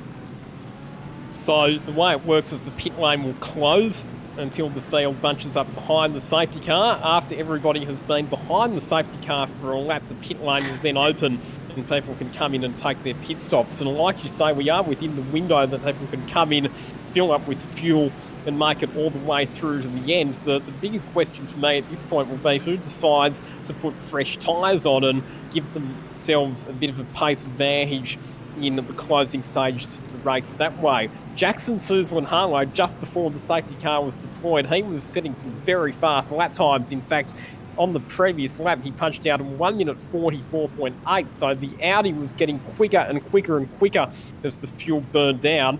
And of course, the margin to the leaders now evaporates thanks to this safety car. So we've got some big and important strategic decisions. You have to come into the pits under this safety car, surely. We're within the fuel window, so you would expect that everybody would come in and take advantage of it. The big question for me is, do people choose or choose not to take new tyres? I think there will be some that will gamble on a double stint in the tyres, because it is only an hour and a half race. That double stint is definitely viable, but you're not going to gain the advantage in the pit stop time that you normally would when double stinting. So of course, in GT3, the tyres are done separately to fuel. So the car will be fueled and then it will take tyres. They won't be done at the same time. So taking tyres is a 27.5 second deficit to double stinting. So if you take no tyres, you gain 27 seconds. But with a safety car, you're not going to actually be gaining that lap time, because of course you're going to be bunched back up immediately. So you will gain track position by double stinting, but you won't be actually gaining a margin to the cars behind. So you'll maybe jump up a few spots, but they'll be right behind you once the green flag flies after this safety car. But because the field's bunched up, you will lose a lot more positions by taking fresh tyres than what you would have if it was green flag conditions. So the loss of positions is greater, but the loss of time is less, if that makes sense. It's a perfect catch-22 when it comes to racing. It's like, you're damned if you do, you're damned if you don't. Where do you want to gain your positions? Do you want to gain it under the safety car and hold on for the rest of the race? Or do you want to lose positions now and then just charge like a bull through the field and really try and make some gains there? But of course, everyone will be pitting. It's just, in my opinion, the most logical decision to do, but me and logic don't really work hand in hand, so who knows what will happen and what the smartest call here is to do. But who has been saving fuel? That is a big question as well, because if we are under the hour mark, so you don't have to take the full 120 litres that the Audi and the Mercedes and the 130 litres the McLaren can do. You don't have to take the full amount. You'll be able to take a little bit less and still make it to the end of the race. So if you've been fuel saving, now is a brilliant time to take advantage and actually gain that time that way. But the drivers are nearing the pit lane now. Lockie, our questions are about to be answered. And watch this, pit lane is going to become an absolute traffic jam at the moment, because you can bet that just about the entire field will come diving on in, except for perhaps those cars that want to get themselves back onto the lane lap. So right on cue, in they all come. So pit crews stand by, pit reporters stand by. It's all going to be happening down in pit lane here at Barcelona. It absolutely will, and this is going to be complete chaos. We'll see what happens here. A lot of people actually braking very early before the commitment cones, which is holding people up. So Jane Ransley actually left an enormous gap to your top two, so he's actually hurt himself of gaining any spots in this pit stop phase now. So that was a little bit odd to see, and I'm actually just seeing Scott Shaw has driven through the pit lane, no service, goodbye. That is going to be the race lead to him, but he's a lap down, sorry, so that's actually to gain his lap back, and we'll see what he can do from there, but he's put himself off sequence by a large margin. We'll see who the first car to leave the pit lane is, and I believe the first person out of the pit lane may be Stephen Ellery, but followed closely behind by Jackson Suzlin Harlow. I'll look at his pit stop time, and that is without tyres in my books. So no tyres for Jackson Suzlin Harlow, so that's interesting, isn't it? I mean, we really need to have a whole lot of cameras down there in pit lane monitoring who has and hasn't taken tyres. You can kind of work out a lot of it by having a look at the pit stop time, so... Oh, Chaz Mostert was dropped from the jacks and then has gone back up on the jacks. So Chaz Mostert took tyres and I think has accidentally pressed the wrong button, gone back up on the jacks. He is losing a phenomenal amount of time. He is sitting still. The whole pack is driving past him. That is a nightmare for Mostert, who was such a strong charger in the first half of this race. Well, if that's the case, if he's pressed the wrong button there, he will be kicking himself. So could it be that he's taken 2 extra sets of tyres when he really only meant to take 1? So I'm looking at his pit stop time, and that is a lot longer than you would normally expect. So not ideal there, and Thomas Randall losing a lot of time as well. Whereas some others, let's say Jane Rainsley, who was very, very high up the order before the stops as well, he is multiple positions ahead of the likes of Mostert. So that is a very odd call, but the big thing for me coming from that, Lockie, Jackson takes no tyres in that pit stop, and let's see, has only came out a small handful of places ahead of the drivers that did take tyres. So Tom Randall, who was the race leader coming into the pits, he was stationary in pit lane for 1 minute and 17 seconds and has dropped all the way down to 34th position, so even behind Chaz Mostert. Andre Heimgartner stationary for 66 seconds. So again, he was another driver who was in the lead pack who's dumped a huge amount of track position. Having a look at cars that have stopped for around the 45 to 57 mark, and there's some like Shane Van Gisbergen and Jaden Ransley who've stopped for about that amount of time. Then there's another group of cars that were stationary for between 20 and 25 seconds, including Jackson Suzlin Harlow, Lockie Hughes, Brock Feeney, Michael Hammond, Jay Hansen. We believe that they've done fuel only and no tyres. And then you've got a few cars that have stayed out and not actually stopped at all. Brett Bishop has stayed out on the racetrack without coming into pit lane. And it looks like Matthew Brunt actually stopped earlier on, so didn't come in under the safety car just then. So there's a few different groups of people on different strategies here as we see that those cars that didn't pit last time around, Brett Bishop and Stephen Ellery, are now in the pits. So with a GT3 car, a full pit stop with a full tank of fuel and 4 tyres is 1 minute 7. Now, you're seeing some pit stops around the 117 bracket, and I'll say why that's bad, because in theory, it only sounds like you've lost 10 seconds there with a minute 17 pit stop. But they would have started this race with full fuel, and a full tank and tyres is 1 minute 7, so they would have had half a tank. So the pit stop really should have been about 50 seconds, and we're seeing a lot of pit stops around the 47, 48, 49 second margin. That will be the extra half of tank of fuel that they needed to get them up to a full tank of fuel, and that will be tyres. So when you look at Thomas Randall, when you look at Chaz Mostert, who are then an extra 25 seconds, that is them making an error in pit lane and getting a second set of tyres put on as well. So they have really cost themselves there. They have lost at least 25 seconds in the pit stop phase to some of their competitors. So really, from that big group of cars that we saw at the start of the race, it's really Jackson Suzlin Harlow who has gone for no tyres and gone for track position, and Jane Rainsley, who is effectively one of your lead cars who did take tyres. So Rainsley, I think, may just about be in the cat's bird seat here for a very strong result if Jackson is going to struggle on that Audi, which is very slippery on double stinted tyres.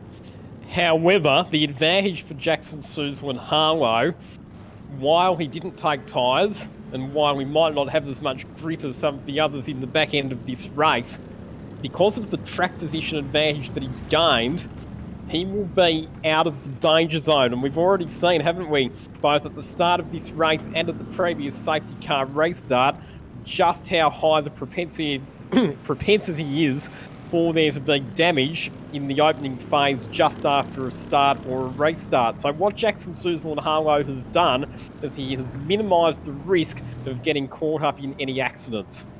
He definitely has. Definitely being at the front of the field means you've got a lot less cars around you, and that means the chance of getting involved in some kind of incident is a whole heap less. Jane Ransley is currently in 11th. He's lost one spot for some reason there, but he should be restarting in position number 10. And for Jane Ransley, we'll see what he can do and how quickly he can make up the advantage, because the difference between double stinted tyres and new tyres is about a second of delta. Jackson had about a half a second a lap advantage on the same tyre as everyone else. So let's say Jane Ransley can only catch by half a second a lap. I think we're in for a pretty darn good race here, Lockie. Yeah, if there was a webcam for the commentators, you'd see me bouncing around like a kid in a candy store at the moment, because I cannot wait to see how this race concludes. I think with the different strategy options that people have gone for, the fact that we've got a mixture of cars on tyres that are in different conditions, I think we are set for an absolutely fascinating conclusion to this race. Well, lights out on the safety car. It will pull away, and Brett Bishop, he almost went for it there, went back to the brakes, so he second-guessed himself on when to go. Still waiting, he plants the throttle. The issue is that the driver behind him, Matthew Brunton, has a run. Jackson Suzlin-Harlow has a run as well. This could be 3 wide into turn number 1 on the safety car restart. You can see Suzlin-Harlow looks to the inside. He's going risky. He's going late on the brakes, and from third to first, he will go overshoots again. And Matthew Brunt will try and take advantage. Side by side, and Brunt will get the lead into turn number 3. Lockie Hughes slides through as well. Suzlin-Harlow was optimistic, and look at the slide on old tyres. He gets a massive wiggle through 3, loses another spot as well. Jackson is getting backwards and backwards in this race very quickly. Brock Feeney is through as well into position number 3. And we'll go and have a look at Jane Ransley and the positions he is making at the moment. Suzlin-Harlow tries to get the advantage once again on Brock Feeney and may just about get that place back. But a slippery, slidey start from Jackson Suzlin-Harlow when he really needed to capitalise. We're riding on board with Jaden Ransley, and he's already rounded up Brett Bishop there on the outside, so that's already a spot gain there for Jaden Ransley. The other one to watch will be Shane Van Gisbergen, because we know that his place was pretty handy as well just before that safety car restart, and we've got a car spearing off right in front of Jaden Ransley, and that was Will Brown, who's just lost it all on his own. Chaos of the hairpin. Brock Feeney is tagged by multiple cars, and what that has done is allowed Jackson Suzlin-Harlow to pull away a little bit, as Jane Ransley had to make a big check up there. Michael Hammond will slide past. He's got big damage as well, so we'll get a Motum Simulation replay up on screen. It was a massive gaggle into the hairpin, but first Will Brown gets into the gravel, and a huge hit there. Lucky is okay, but look at the calamity into the hairpin. Everyone gets checked up, and Brock Feeney gets tagged by Michael Hammond. And then Jane Ransley, or sorry, maybe not Jane Ransley, but one of your drivers, Jay Hansen it was, barges through. And you'll see Michael Hammond here. I think he knew he made a mistake here and had to make the redress happen. He backs off and will let a whole host of cars through. There was another Audi as well, just at the top of the shot, coming out of, I think it was turn number 9 or on the back straight, that just went literally straight into the time wall and then fired back out onto the racetrack in front of the rest of the field. So absolute chaos once again at this safety car restart. Will Brown, obviously one of the big losers out of that particular incident, but Lockie Hughes now leads the race. And keep in mind that he is on effectively the same strategy as Jackson Suzlin-Harlow. So both of those cars are fueled through again. Both of them took fuel only at the pit stop without putting on any fresh tyres. So that is actually an overall change in position there, with Lockie Hughes being able to get ahead of Jackson Suzlin-Harlow just after that safety car restart. We are riding on board with Jaden Ransley, who in position number 5 is the highest placed driver on the racetrack, who has got fresh tyres. Yep, absolutely. And the thing for him, and the really important thing, is that the gap to the race leaders is only about 3 seconds there, and he has 41.5 minutes to play with. I said he might have been in the cat's bird seat, and right now he's looking in a very strong position. The only issue for him is that driver behind in the Vodafone Mercedes, who was looking very racy.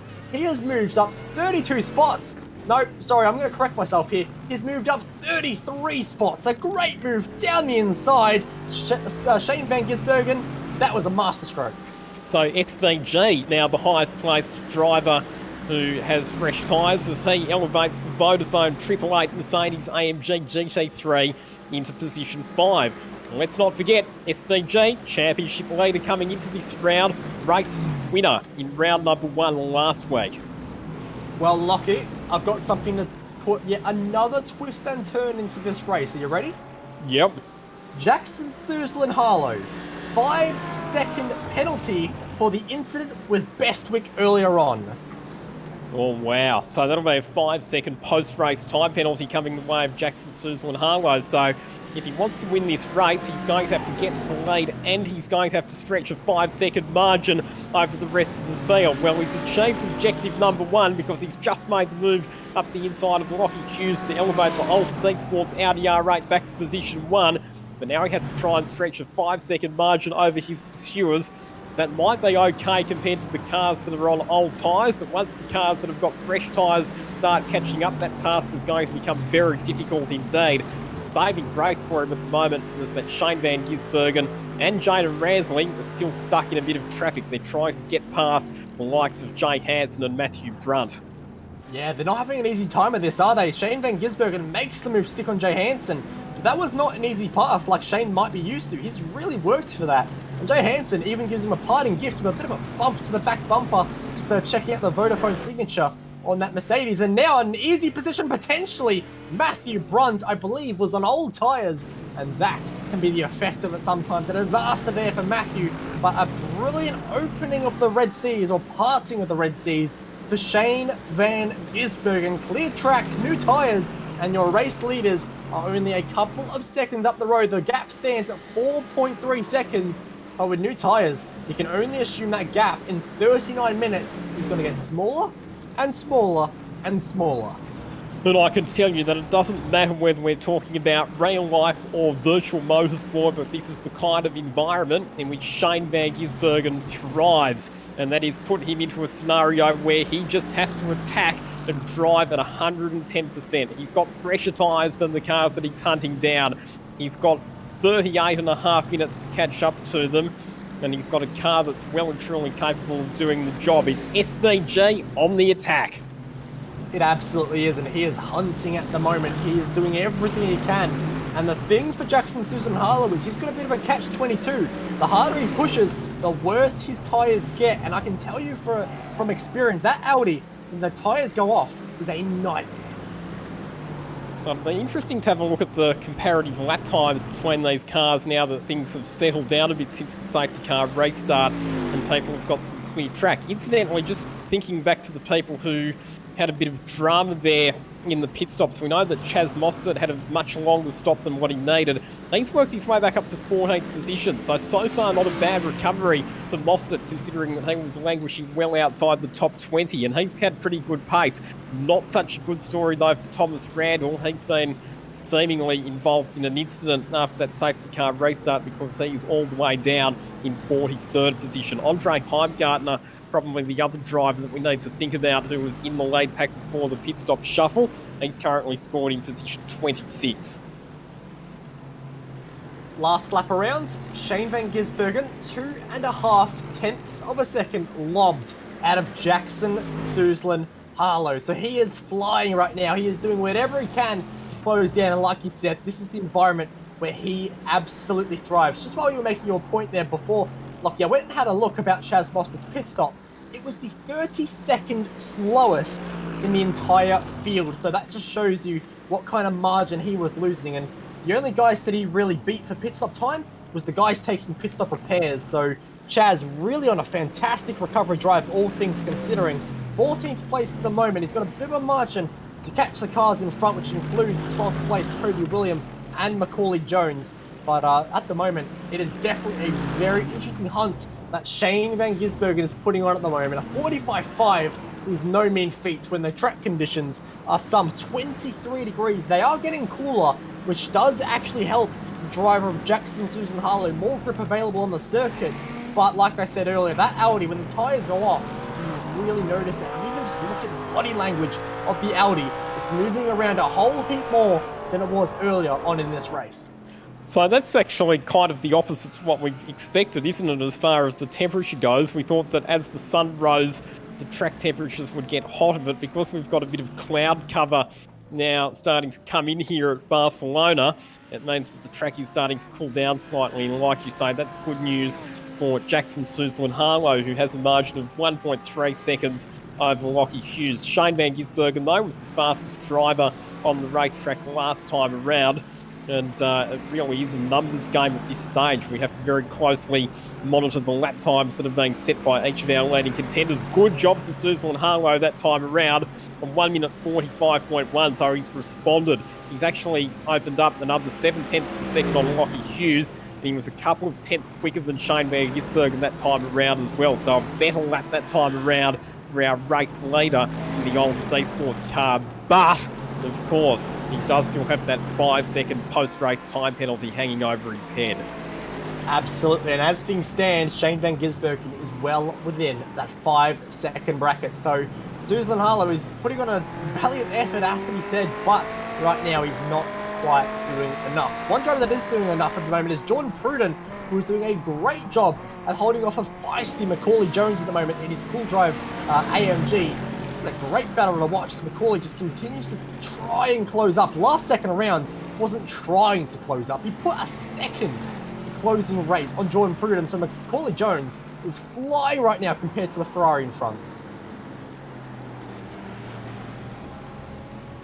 We'll see what he can do over the next few laps, though, as Jordan definitely gets a pretty nice run and escapes, but a big dive by Eddie Beswick just up the order there into the hairpin. He put a massive lunge on Jay Hansen, and he's cost him dearly. He's going to lose another spot rather than gaining one. Simon Chadwick sized through and will make that spot work. So Eddie Beswick, well, it was a valiant effort. I'm going to have to stop saying valiant, that's for sure, but definitely a very good effort there. And Eddie just sadly wasn't able to pay off with that position gained. Loses a spot, and Simon Chadwick will be very happy about that. Started 26th on the grid, and now finds himself moving up the order very quickly. So we're seeing a little bit of smoke in the background there as we watch this battle. I believe this is for 24th place, Fraser Ross, and he's trying to make some kind of gain as Will Newell just behind, who's lapped down sadly, is still putting up a bit of a fight, even though he's not in contention.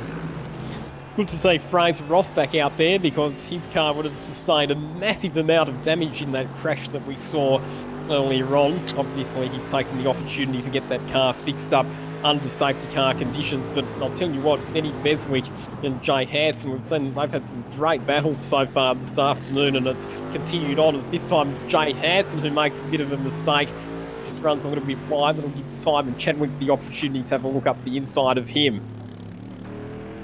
Absolutely, and we'll see how this goes, but at the moment Chadwick doing a great job, and sadly, no, I've just gone and jinxed him as Eddie Beswick dives down the inside, and Chadwick's gone a whole lot worse than that, and actually blocks the Bostick car of Brady Carr, who does a great job avoiding, but sadly for Brady Carr, wrong place, wrong time, modem simulation replay up on screen. We'll take a look at this one. We're on board with Brady Carr. Not the best camera angle to really see the incident unfold, but you will see that Brady just has nowhere to go. And there we go. You get exactly what it looked like from inside the Bostick Audi R8 LMS GT3. Car goes sideways in front. And is it going to go left? Is it going to go right? Oh, I've gone the wrong way. I'm stuck and stopped on the circuit.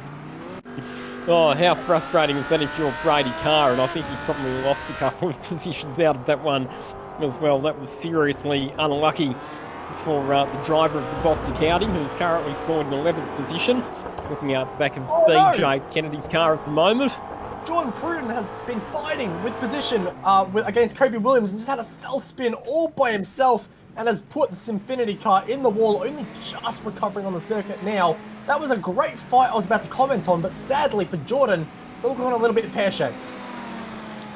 Starting to see some mistakes creep in here at the back end of this race, aren't we? happens so often in sim racing, just the level of concentration, particularly in these longer solo driver races, when you start to get deep into the race, particularly if you're on worn tyres, it can be quite difficult to maintain concentration and maintain control of the car. Well, one person that's not made in control of their positions at the moment is sadly James Foster, who slides wide and will fall down to 17th place there. So not ideal, but a very nice delivery on the Ferrari, and only so fitting. But I need to just point something out for a second. This is McLaren, and if you're wondering why we're on board when he's not in a battle, do you see the flames? Do we appreciate the flames? This McLaren is an absolute flamethrower, and it is one of the most loved cars on the service. There's no point to this camera shot. We just like looking at flames from the McLaren.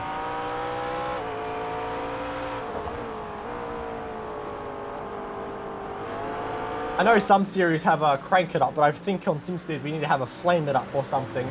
But unfortunately for James Foster, I was commenting that he was losing spots before, and he's gone and lost a whole heap more, unfortunately.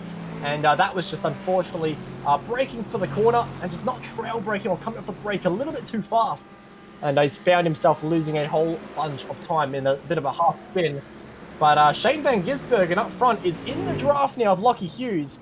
But I've got to say, I'm very impressed with the job Jackson Susan Harlow is doing. That margin of Van Gisbergen has not really budged at all. It's just stayed absolutely locked at 4.2 seconds. Last lap was 1/10 of a second in the favour of Van Gisbergen compared to Harlow.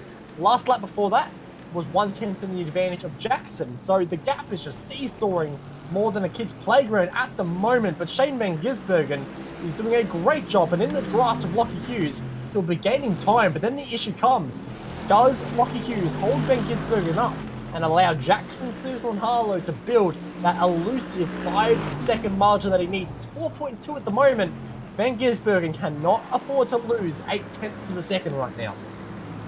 Keep in mind that Shane Van Gisbergen's on fresher tyres compared to Lockie Hughes because he changed tyres at the pit stop, whereas Lockie Hughes did not. So SVG has arguably the superior package. And what we know with tyres and the way that they degrade is they get to a point where they start to fall off the cliff. So as the tyres on Lockie Hughes and Jackson Susan Harlow's car for that matter, as those tyres get older, they will actually, the lap times will start to fall off quite dramatically at some point. When that point arrives, we don't quite know, but like you say, Jackson, Susan and Harlow are doing a good job of managing the gap back to the cars behind at the moment. Well, absolutely. So we'll see what he can do, but managing that gap is not going to be an easy feat. But at the moment, we have now crossed over to less than half an hour to go. So we are over the hour stage in this race, but look at that draft Van Gisbergen is getting. Closing, looks to the right, late on the brakes, almost thinks about a big lunge, the overlap is there, and I think just about he scared Lockie Hughes off the apex there. Lockie could have committed, he could have got the apex, but you don't turn in when Shane Van Gisbergen's there. No, and when Shane Van Gisbergen's right up behind you, you certainly know all about it as well, so in the end that was a fairly straightforward passing manoeuvre for Shane Van Gisbergen, and now he gets to go Audi hunting as he starts to chase down our race leader Jackson Susan Harlow. I just noticed then as well that Eddie Beswick, who was running in the top 10, has decided to come into the pit, so that'll be another pit stop for Eddie Beswick. Presumably he didn't quite have the fuel on board, or perhaps didn't have the tyres to get through to the end of the race, so he's come in and taken service on his Mercedes. Yeah, he has. That's obviously a big time loss, and I've got to say, he probably would have been better trying to stick it out, because of course, once you've committed to the strategy, coming back down the pit lane is going to be costing you, some 30 plus seconds at the least, and unless you can really pull out over a second a lap, well actually there's only 16 laps effectively remaining in this race, so you'd have to be pulling out close to 2 seconds a lap there to gain that advantage back. Probably wasn't worth it, but nonetheless, he's decided to play it safe and take the tyres, take the extra grip, and run away with it. But sadly, any chance of a really strong result probably out the window there for him. And so that elevates Chaz Mostert up into 8th position, and just having a look at the lap times that Mostert's doing at the moment, he's lapping in the 1 minute 45, so his lap time is pretty much on pace with the top 3 or 4 cars in the motor race, so it's very much going to be this afternoon a case of what might have been for Chaz Mostert had he not had that much longer than necessary pit stop. Yeah, absolutely. I think it's going to be one of those cases where Chaz is kind of kicking himself. He came into this round only 2 points off of the championship lead, and with Van Gisbergen looking on course for a miracle 38th to potentially first. I know that's commentator curse and a half, but a potential victory in this race. That's a big point swing in the favor of Shane Van Gisbergen. So we'll see what happens in this one, but you can see on board with Dalton Ellery, who was putting on a big charge, looks to the left, a big swing, and try and go the long way here on Jamie Craig, who holds position, holds the apex, holds the fort, and holds the place as well. Nothing that Dalton Ellery could do that time, but actually sets up a really wide exit through turn number 2, or a tight exit through turn 2, to open up turn 3 a lot, build the speed. Couldn't execute it, but overall a great, in theory, chance at setting up a pass. Didn't work this lap, potentially in the future. Jamie Craig slowed it up at the apex at turn 2 there to make sure that Dalton Ellery wasn't able to get all the power earlier to blast up alongside him heading into turn 3. So good defensive driving there from Jamie Craig. And that's one of the things, isn't it, that if you're in a car where your tyre condition's similar to the people that you're battling with, provided you don't make mistakes, it's actually not that hard to defend. You just have to ensure that you drive with precision, make sure that you hit every apex, make sure that you don't carry or try and carry too much speed into any of the corners. That's one of the funny things about racing, isn't it? Is that a lot of people, when in a battle, they'll try and go defensive and change their car placement and really make sure that they're covering off any overtaking chances that the car behind might have. But really, if you just get your head down, hit your marks, hit your braking zones, hit your throttle applications perfect, a lot of the time that is more than enough to keep the car behind you at bay and really not allow any chance of an overtake occurring. So what he's doing at the moment, not really going hyper aggressive, just apex there, throttle application there, brake marker there. He's doing everything he needs to. The only place he really has to make any kind of effort is this straight, and you can see him right down to the pit wall. He went to the right, so that's his one move. He cannot move twice, so if Dalton Ellery is going to do anything, well, he's got to go to the left, and I thought for a minute he was going to try and go through the Mercedes AMG there, but thankfully no contact made. And again, Jamie's just hitting his marks, doing everything he needs to, and look at that, the position has not changed. We saw just before there as well that there was a car that Chaz Mostert that was battling against Kobe Williams, who made a slight mistake heading into the final chicane and then decided to come into the pit. So Kobe Williams, another driver who has come in for a second pit stop while running inside the top 10, and that pushes Chaz Mostert up into 7th position. As we said, that Shane Van Gisbergen is steadily starting to take some time out of our race leader Jackson Suslin-Harlow. Last time around, it was a minute 45.2 for Suslin-Harlow compared to a minute 45.0 for Shane Van Gisbergen. So SVG a couple of tenths of a second quicker. He's got the margin down to 3.3 seconds. Yeah, at the finish line there, it was actually 4 seconds on that last lap. So that is a substantial swing in the favour of Shane Van Gisbergen. So I've got to wonder if that was almost just an issue for Jackson Suslin-Harlow. But look at the lap times. That lap really wasn't too far out of place to the rest of his laps. So what I think that comes down to is Shane Van Gisbergen has monstered that lap and done everything he needs to close the gap down. That was actually the fastest lap of the race. The only issue for him was he must have gone off track or just cut the course slightly in some place. So he doesn't officially gain that title, but that was some 0.2 of a second quicker than even Jackson Suslin-Harlow has gone all race. So SVG's got pace to burn. There is a lapped car separating them, which now sidesteps Shane Van Gisbergen. Good job there from that Mercedes just to give SVG clear passage to be able to continue his march forward and his chase after Jackson Suslin-Harlow. But keep in mind here that SVG does not have to overtake Suslin-Harlow on the track to win this race. As long as he finishes within 5 seconds, if the Ultis Esports Audi, he will be declared victor. As we say, one of the back markers going for a spin at turn number 10, the hairpin, and facing in a very awkward position, James Simpson. Very lucky there that SVG didn't get caught up in a collision with the number 76 car. I'm not going to lie, at first glance when I saw that Mercedes spearing across the track, I thought it was coming straight to T-bone Jackson Suslin-Harlow. You'll see it from this onboard from Shane Van Gisbergen, the blue Mercedes. Just look at the directory and trajectory it takes. I thought it was going straight for Jackson Suslin-Harlow. He avoids it, and then it comes back for Shane Van Gisbergen as well. But what that's actually done is slow Shane Van Gisbergen down ever so slightly. So he did have that gap to about a flat 3 seconds. He lost about 0.3 of a second through that. But the scary thing is he's still closed by 0.02 of a second over your race leader. So I said that the Audi, as it goes on and goes on old tyres, it will get worse. It's a very on-edge car, so to say. There's a breaking point where it will eventually just snap and say, enough is enough, I'm not going any faster, and the BMW spins right in front of Jackson. Very lucky not to get collected in that. Again, Jackson just avoiding all of the spinning traffic at the moment. But for these drivers, they have to be so careful on this Audi on old tyres. It's very sketchy, and I think that Van Gisbergen on new tyres right now, gap's already been lobbed by another 1/10.5 on this lap alone. The new tyres are just becoming a little bit too much for Jackson Suslin-Harlow to overcome. Good news for JSH, though, is that he does now have a 7.2 second advantage over third place Lockie Hughes. So even with the 5 second penalty for Suslin-Harlow at the moment, it would only cost him 1 position. It would push him back to second behind SVG.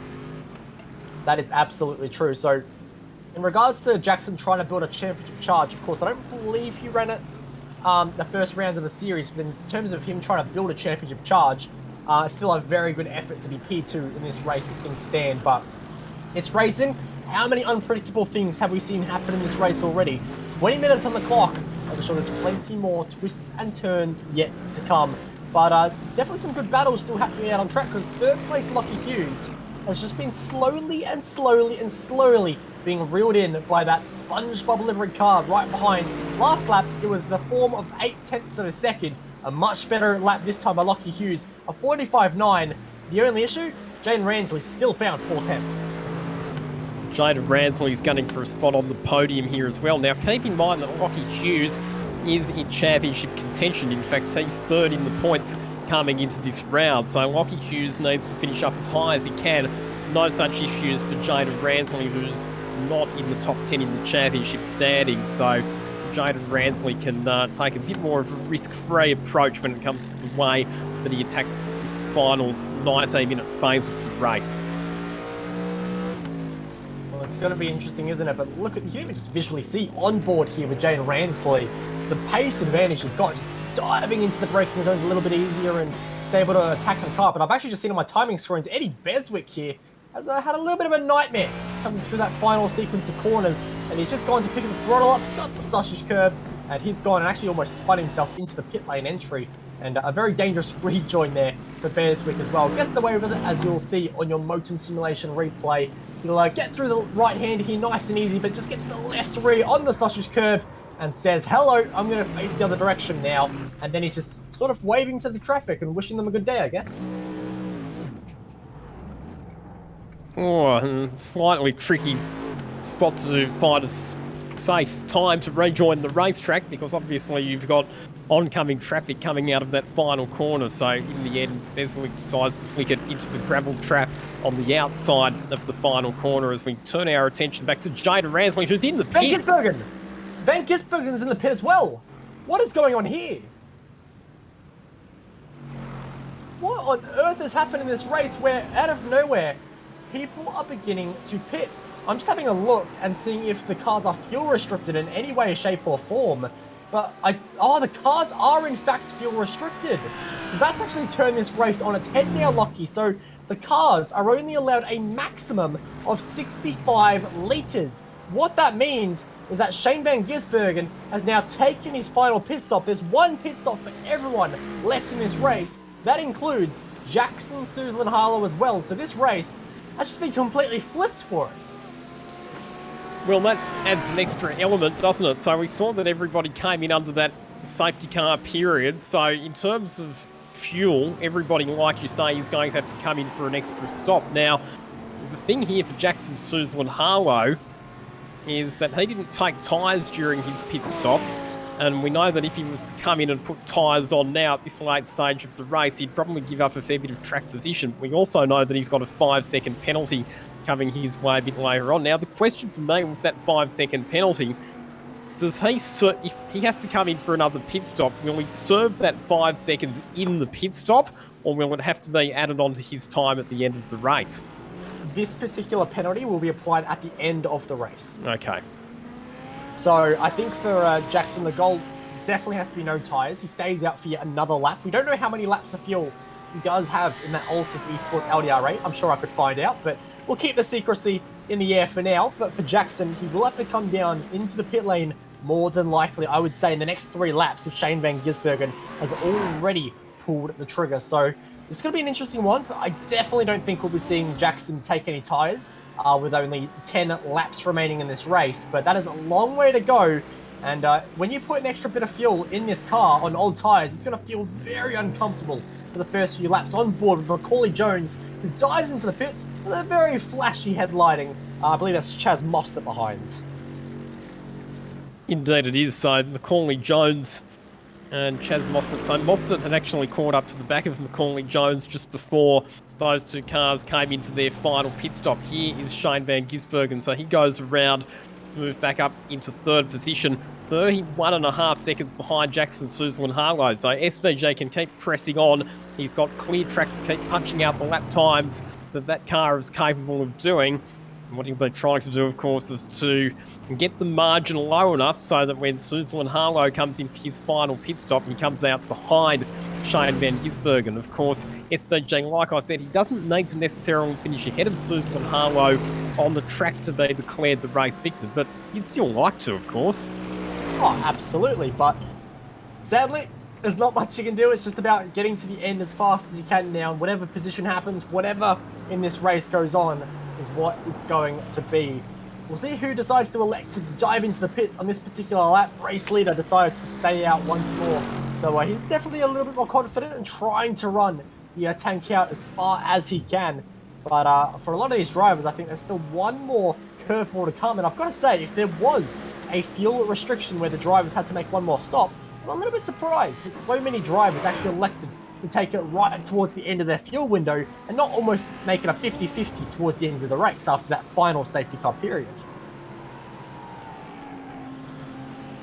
I suppose it's just wanting to have the car as light as possible for as long as possible, isn't it? So that's why you run the tank down as low as you possibly can so that you're not carrying any more fuel than you absolutely need to.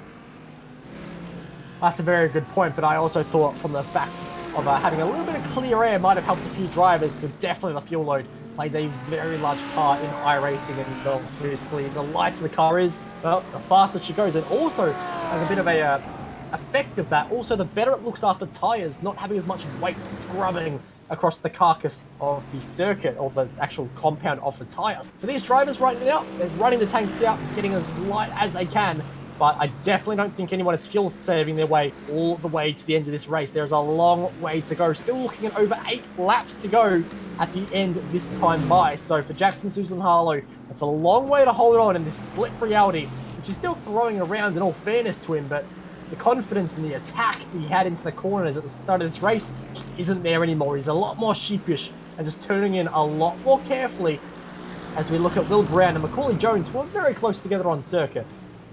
Interesting to see as well that Will Brown had a significantly shorter final pit stop compared to Macaulay Jones. In fact, it was 10 seconds the difference in their pit stop time. 16.6 seconds for Macaulay Jones, 6.7 for Will Brown, and Chaz Mostert jumped ahead of Macaulay Jones there as well. See our race leader Jackson Suzlin-Harlow now does come into the pits for his final pit stop. So the big question here, the critical thing that we need to keep an eye on, is where does Jackson Suzlin-Harlow rejoin the racetrack compared to Shane van Gisbergen, who we know has already completed his final stop. And we're about to answer that question because SVG is heading out of the last corner and heading down the main straight now. This is going to be very tight between SVG and JSH. Is that an Altus Esports Audi that's just rejoining the racetrack ahead of SVG? I think it is. So Jackson Suzlin-Harlow holds on to the lead on the racetrack, but he comes out behind some traffic. And of course, he also has that 5-second post-race penalty, and the margin has definitely come down compared to before they came into the pits. It's now only 1.5 seconds separating Jackson Suzlin-Harlow from Shane van Gisbergen. In that pit stop, 2.4 seconds gained by Shane Van Gisbergen in terms of total lane time. So Van Gisbergen found a whole host of time there. And I think the only reason that Jackson is still leading this race is that lighter fuel tank, like you mentioned, Lockie, just allowing him to have that extra tenth of an advantage or so advantage over Shane Van Gisbergen for those few laps where Van Gisbergen had pitted and Jackson had not. But the thing is now, the gap stands at 1.5 seconds. Jackson needs 3.5 seconds in just 7 laps.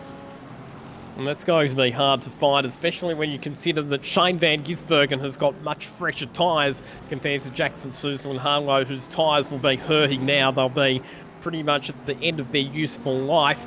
So it's going to be a big challenge for JSH to maintain the lead of the race on the track, let alone trying to extend a margin over the hard-charging SVG. And the curious thing I'd be keen to know as well, does Shane Van Gisbergen even know about the penalty looming over the head of Jackson, Suzel and Harlow? I don't think he would, because of course that's something that's only been announced to us through a penalty sheet given to us by the race director Sam Blacklock.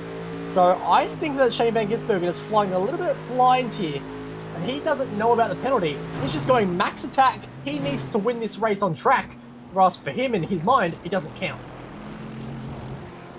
Does SVG have a spotter today? I assume that Jackson, Suzel and Harlow would know that he's got the penalty. Well, that's one thing I also don't know about, but I don't believe, well, there's definitely no one in our personal team chat that, of course, I'm a part of Altus myself, and no one is spotting for Jackson, Suzel and Harlow that I can see. So Jackson may be flying blind in terms of the penalty itself, but a lot of these drivers may be flying blind in terms of penalties and what they've actually got looming over their heads. But we are having a few drivers dive back into the pits. One of them is Will Brown, who has returned to the pits, which is one I didn't expect to see.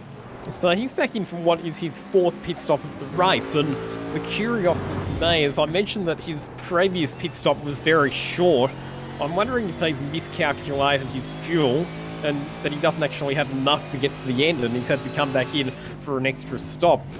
If that's the case, then that's a very costly miscalculation. No, absolutely. Oh, Jackson! Jackson's gone around. Jackson, Suzel and Harlow has had a nightmare. And what has happened there is that all by himself, it is slow speed oversteer in the Audi R8 bite. And he has gone around. The cold tyres, the old tyres, sorry, were all too much. And I've got to say, unfortunately for Jackson, he had a spin like that yesterday in the GT4 PESC Support Series. And that is what put him out of contention of progressing into the main split to win some prize money last night. He's just done an exact replica, which is going to throw him out of race-winning contention here in the Carbon Esports Series. That is disaster for Jackson 2 days in a row. And he will be kicking himself for that error. And how's the evasive action from SVG? Initially, he looks like he was going to dive to the left, Shane Van Gisbergen, but then decided that the better option was to go the other way, go the right, go off into the runoff area and rejoin the circuit that way. So it's advantage SVG, who started this race well down the order after he was forced to start at the rear of the grid due to updating to a different model car for this race. No, absolutely. So it's 37 spots gained provisionally for Shane Van Gisbergen. And looking at the goods, but the interesting thing to note as well, Jane Ransley currently finds himself so on the border of 5 seconds to Jackson, Suzel and Harlow. It is nip and tuck, if ever there was nip and tuck, because right now there is nothing between it. Suzel and Harlow needs to push, but the issue with pushing for him is his confidence would have just taken a major hit with just 8 minutes left in this race. Well, at the moment, Jaden Ransley has got himself to within that magic 5 seconds. So if the race was to finish now, it would be Ransley second ahead of Jackson, Suzel and Harlow.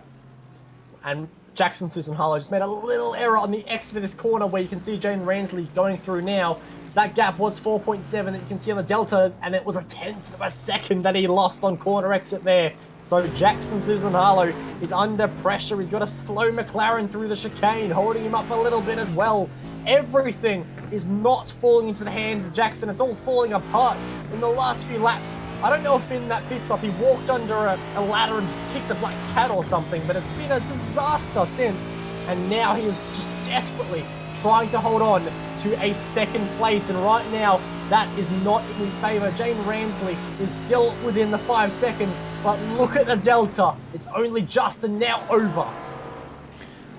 Oh, mistake for Jada Ransley heading down into turn 1. Brakes too deep, goes out into the marbles where there's no grip, and that will cost him bulk time compared to Jackson Suzlin-Harlow. So that might just let JSH off the hook as the margin from 2nd to 3rd position extends out to about 6 seconds with just over 6 minutes remaining in this race. So this is a thoroughly entertaining contest, both for positions 2 and 3, even though they're not actually near each other on the racetrack, even though they are separated by a number of seconds. It's just who can make the least mistakes, who has the least interruption when they're up battling with other cars. It'll be very, very interesting to see how this all unfolds. It's almost a little bit like Olympic cycling at the velodrome where, you know, the competing teams aren't together on track, but they're very much competing against one another in very close proximity. So it's a very interesting battle at the moment that is currently in the favour of Jackson Suzlin-Harlow. He's got 3.5 laps to hold on in the slippery, slidey and horrible to drive now Audi R8 LMS GT3, whereas the driver behind is in that very, very stable, very calm, cool and collected Mercedes. That the only worry you really have in the Mercedes, which is not burning your front tyres. And at the moment, we did see Jaden make that error at turn number 1, where he just pushed very, very wide. I wonder if the front tyres are starting to be a little bit painful for him in that SpongeBob livered car. But at the moment, still doing a very good job. 45.2 goes to Jackson Suzlin-Harlow, and unfortunately, Jane Ransley, the lap time is not what he needs, and he needs to be finding a lot more time than that. That was a swing of 1.2 seconds in the favour of Suzlin-Harlow. I wonder if Jada Ransley's tyres, after he had that little excursion at turn number 1 a lap or so ago, might just have picked up some marbles and it's not quite giving him the grip that he needs. We see once again that he's running quite wide at turn number 3, not really on what you would describe as the ideal racing line, and this is all handing the advantage the way of Jackson Suzlin-Harlow. No, it absolutely is. 6.3 seconds is a big margin to gain with just 2.5 laps to go. It's going to be something special from Jane Ransley or something disastrous from Jackson Suzlin-Harlow for this position to change hands. But at the moment, your race leader is having no such trouble. He's just got a comfortable lead now, 4.7 seconds. Shane van Gisbergen, I've got to say, from 38th on the grid, that is absolutely phenomenal. Also, well done to Chaz Mostert, because we know just how much time he lost in his first pit stop, but he's worked his way back up into the top 5, Chaz Mostert. So it's been a fairly fraught race for Mostert, but he's done a good job of getting himself back up into the top 5 and into a position where he's going to salvage plenty of points. In terms of a championship, that is a great recovery drive, like you say, from Chaz Mostert. Of course, Van Gisbergen will be extending that margin from 2 points to a whole lot more than 2 points, but Mostert, that's damage limitation, and in a championship season, it's not always about how many races you win, it's how many races you lose that you can still gain points out of at the end of the day. Yeah, the old saying is that a championship victory is determined not by how well you perform on your good days, but how well you perform on your bad days. And if 5th position on a bad day for Chaz Mostert is as bad as it gets, then that is a very, very good damage limitation performance. It definitely is, but we are down to just our last 2 laps, 3 minutes on the clock here at Circuit de Barcelona-Catalunya. It's been a phenomenal drive from the Vodafone-sponsored car, and he's just going to keep on plugging away and seeing what he can do in terms of bringing this result home. Just seeing if there's any more battles remaining out on circuit. We've got a few guys that are very close in proximity, but can't really do anything about it. Jordan Pruden is really trying to close in at the moment on Paul Auditori. Those two very close at the moment, but not close enough for a pass. There needs to be a mistake. There needs to be a bit of an incentive, and there's the mistake. There's the incentive. Jordan Pruden closes up ever so slightly, and now, maybe, just maybe, can have a chance at a pass in the next few laps. We haven't really seen any of the Ferrari runners get in amongst the lead pack, have we, in this race? When you look at the manufacturers that are fighting it out at the front of the field, it's very much about the German manufacturers. We've got Mercedes leading in the hands of Shane van Gisbergen. We've got Audi second in the hands of Jackson Suzlin-Harlow. Mercedes in position, BMW position number 3 at the moment. No, sorry, I'll correct myself again. Jaden Ransley's third, and he's driving a Mercedes. Lockie Hughes fourth in a Mercedes. Chaz Mostert in a BMW in position number 5. And there is the change of hands. Paul Auditori makes a mistake, and Jordan Pruden goes through a little bit wide there, but he gains the place for the Forza Ferrari fans.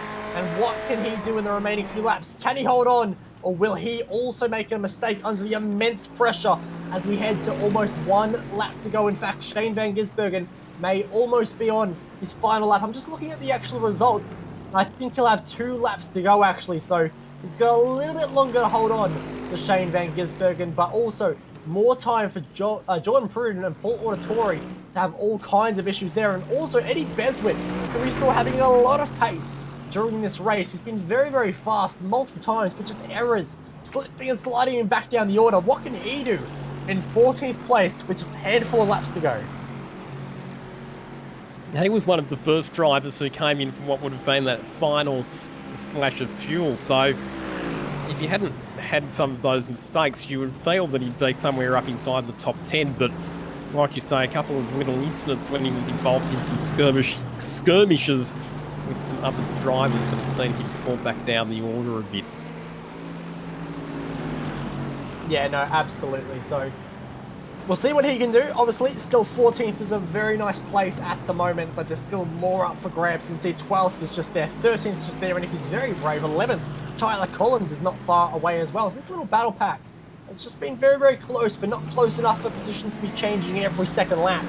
But it's going to be interesting to see if in the final few laps, someone can make a last lap lunge and really make something happen. You can see on the timing screens, BJ Kennedy makes a pass there as well. So he's got the position as, I think that was actually Nathan Hearn making a bit of an error there. In fact, yes, Nathan spun off the circuit in the remaining part of the circuit, or in the final chicane, I should say. And we'll see how he can go. But it is officially the white flag, and you can see there, we've also got the flame cam on the McLaren. BJ Kennedy, it's beautiful, it's glorious, we love it. But our producer, Jay Kennedy, no relation to BJ Kennedy, just could not resist the opportunity to squeeze in the flame cam just one last time as we get to ride Shane van Gisbergen home. And let's just take a moment to acknowledge what a supreme performance this has been from SVG, who we've seen have some great results in real life in Mercedes GT3 cars, and has adapted to the sim racing world with great distinction. We've seen that he's been one of the front runners in the Supercars E-Series, but he is one of the front runners every time he gets behind the wheel of any sort of race car on the virtual platform. It's always going to be a bit of an uphill battle for SVG tonight because, as we talked about before, he was made to start at the rear of the grid after electing to swap from a McLaren to a Mercedes AMG product for tonight's second round of the Carbon Gaming Sim Racing GT3 Eseries. But it's been a majestic drive from the man who is highly regarded as one of the drivers who has made the most successful of transitions from real life racing into the virtual world. He started the race from 38th on the grid. 90 minutes later, it is Shane van Gisbergen who reigns supreme and takes a stunning victory in round 2 of the Carbon Gaming Sim Racing GT3 Eseries here in Barcelona. Absolutely fantastic drive there from SVG. Jackson Susan Harlow will get second place, and Jane Ransley does a great job to secure third place as well. Round out the podium, and a brilliant drive from the entire top 3. Lockie Hughes will get fourth place, and Mostert should be on course for the top 5. And it's not over for all the drivers, as Brady Carr doing whatever he can to try and get Jay Hansen. We've seen passes into this final chicane before. What can he do as the slippery, slidey out he tries? Can't quite do it. A big lunge up the inside, but nothing can be done about Jay Hansen, who slows it up through the right-hander, slows the exit of Brady Carr, and Jay Hansen should be able to hold on in a fantastic final lap scrap all the way to the checkered flag. That's the great thing about these races. You always know that there's going to be battles that will come right down to the wire. And Jay Hansen, well, he was in the thick of the action tonight, as he so often is in the sim racing world. Brady Carr doing a good job there to get 9th position. Brendan Leach rounding out the top 10 positions in the race. But here is our winner on screen, Shane van Gisbergen, just pulling up alongside Jackson Suzel and Harlow. Tremendous performance from both of those drivers. And for Jackson Suslin-Harlow, probably a case of what might have been had he not had that penalty, had he elected to put on some fresh tyres during his pit stop, and had he not had that late race spin. But for the next round of the GT3 Eseries presented by Carbon Sim Racing, we'll head off to the classic Monza circuit in Italy. Here's confirmation of your race results. Van Gisbergen taking the win ahead of Suslin-Harlow, and it's Ransley, Hughes, and Mostert in 5th position ahead of Macaulay Jones. Thanks to Kobe Williams, Jay Hansen, Brady Carr, and Brendan Leach completing your top 10. From 11th from finishing 11th from 16th on the grid is Tyler Collins with Paul Auditori, Eddie Beswick, and Jamie Craig, all involved in a great scrap in those outside of the top 10 positions, with Will Brown finishing in the top 15. Andre Heimgartner got a couple of laps led in this race before the first safety car period, but it all fell away from there. Jeff Connell in 17th, James Foster, Jordan Pruden, who must have run into a few issues in that final lap, I would say, and Dalton Ellery, who currently stands on track in 20th, but also upside down. It's Michael Guri in 21st position ahead of Zach Nichols. Stephen Johnson comes home in 23rd. Fraser Ross, big crash for him, managed to get back out onto the circuit to finish in 24th position ahead of Simon Chadwick, back to BJ Kennedy with those cool flames out of the back of the McLaren. Braden McDermott in 27th ahead of Matthew Brunt, Mitch Campbell, and Jack Kofode in position 30. Jonathan Bykoff will finish things up in 31st with James Simpson and Nathan Hearn in 32nd and 33rd, respectively. Nicholas Marriott will finish in 34th and is actually still lapping on circuit. They enjoyed the race so much. Craig Gurry will finish 35th with Stephen Ellery in 36th. William Yarwood ran into a few issues during that race, including a big smash on the back straight in the middle half of the race. But then, sadly, we do move into some of our DNFs for this one, and the first of which, 16 laps down, goes to Brock Feeney in 38th, Mario Vartanen in 39th, and Will Newell in 40th. Getting back to the retirements now, Michael Hammond, Scott Short, Thomas Randall, who was a leader in the early stages of the race in 43rd, and then Brett Bishop, Bailey Hall, Lewis Aguiar, Jeremy Clark, Jake Bonham, Sam Blacklock, and Matt McCutcheon, unfortunately not going the distance tonight.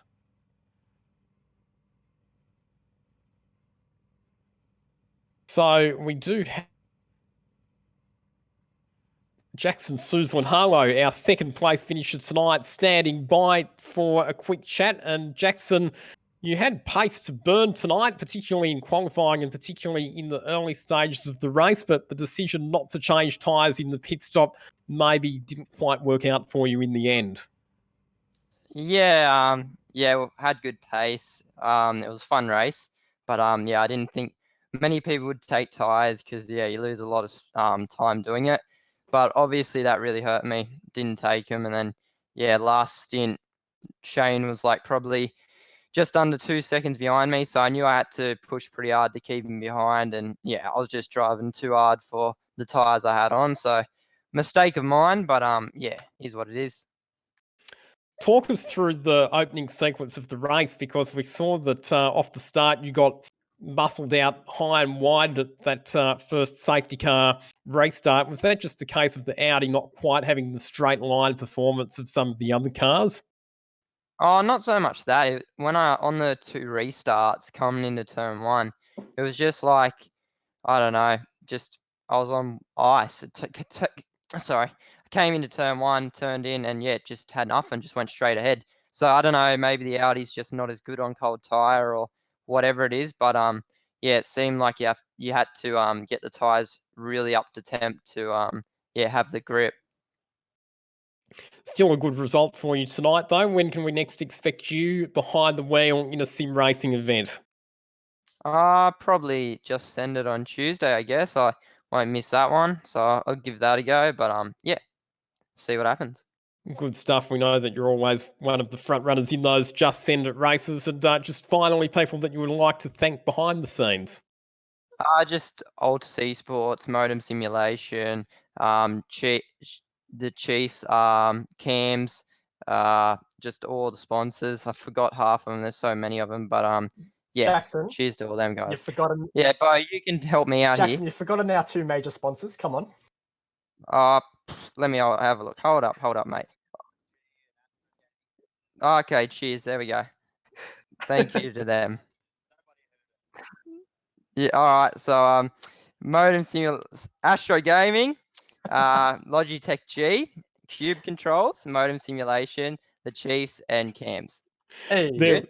What a good thing that we've got your Logitech G Ultra Esports teammate Bo Albert in the commentary there's box too to many give you a bit of sponsors. help. Yeah, there's too many of them. Need to write them down next time. Good stuff. No, great to have Jackson Suzel and Harlow joining us for a brief chat in the commentary box, but we do have plenty more racing to come on SimSpeed TV, so we do have to wrap up the broadcast here. Thank you, everybody, for your company for tonight's second round of the Carbon Gaming Sim Racing GT3 E-Series. On behalf of Bo Albert, I'm Lachlan Mansell. See you next time.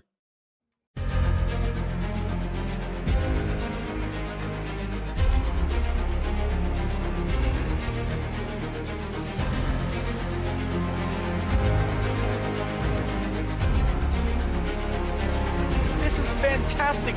This is GT racing right now. He's got traction. He's got everything outside of both of them. Maloney. Oh, he's taken Anderson. Anderson's up to him. Oh my God! Big crash. Oh my goodness, half the field's gonna get full. Second very close. These guys are want to make their way through the field very quickly.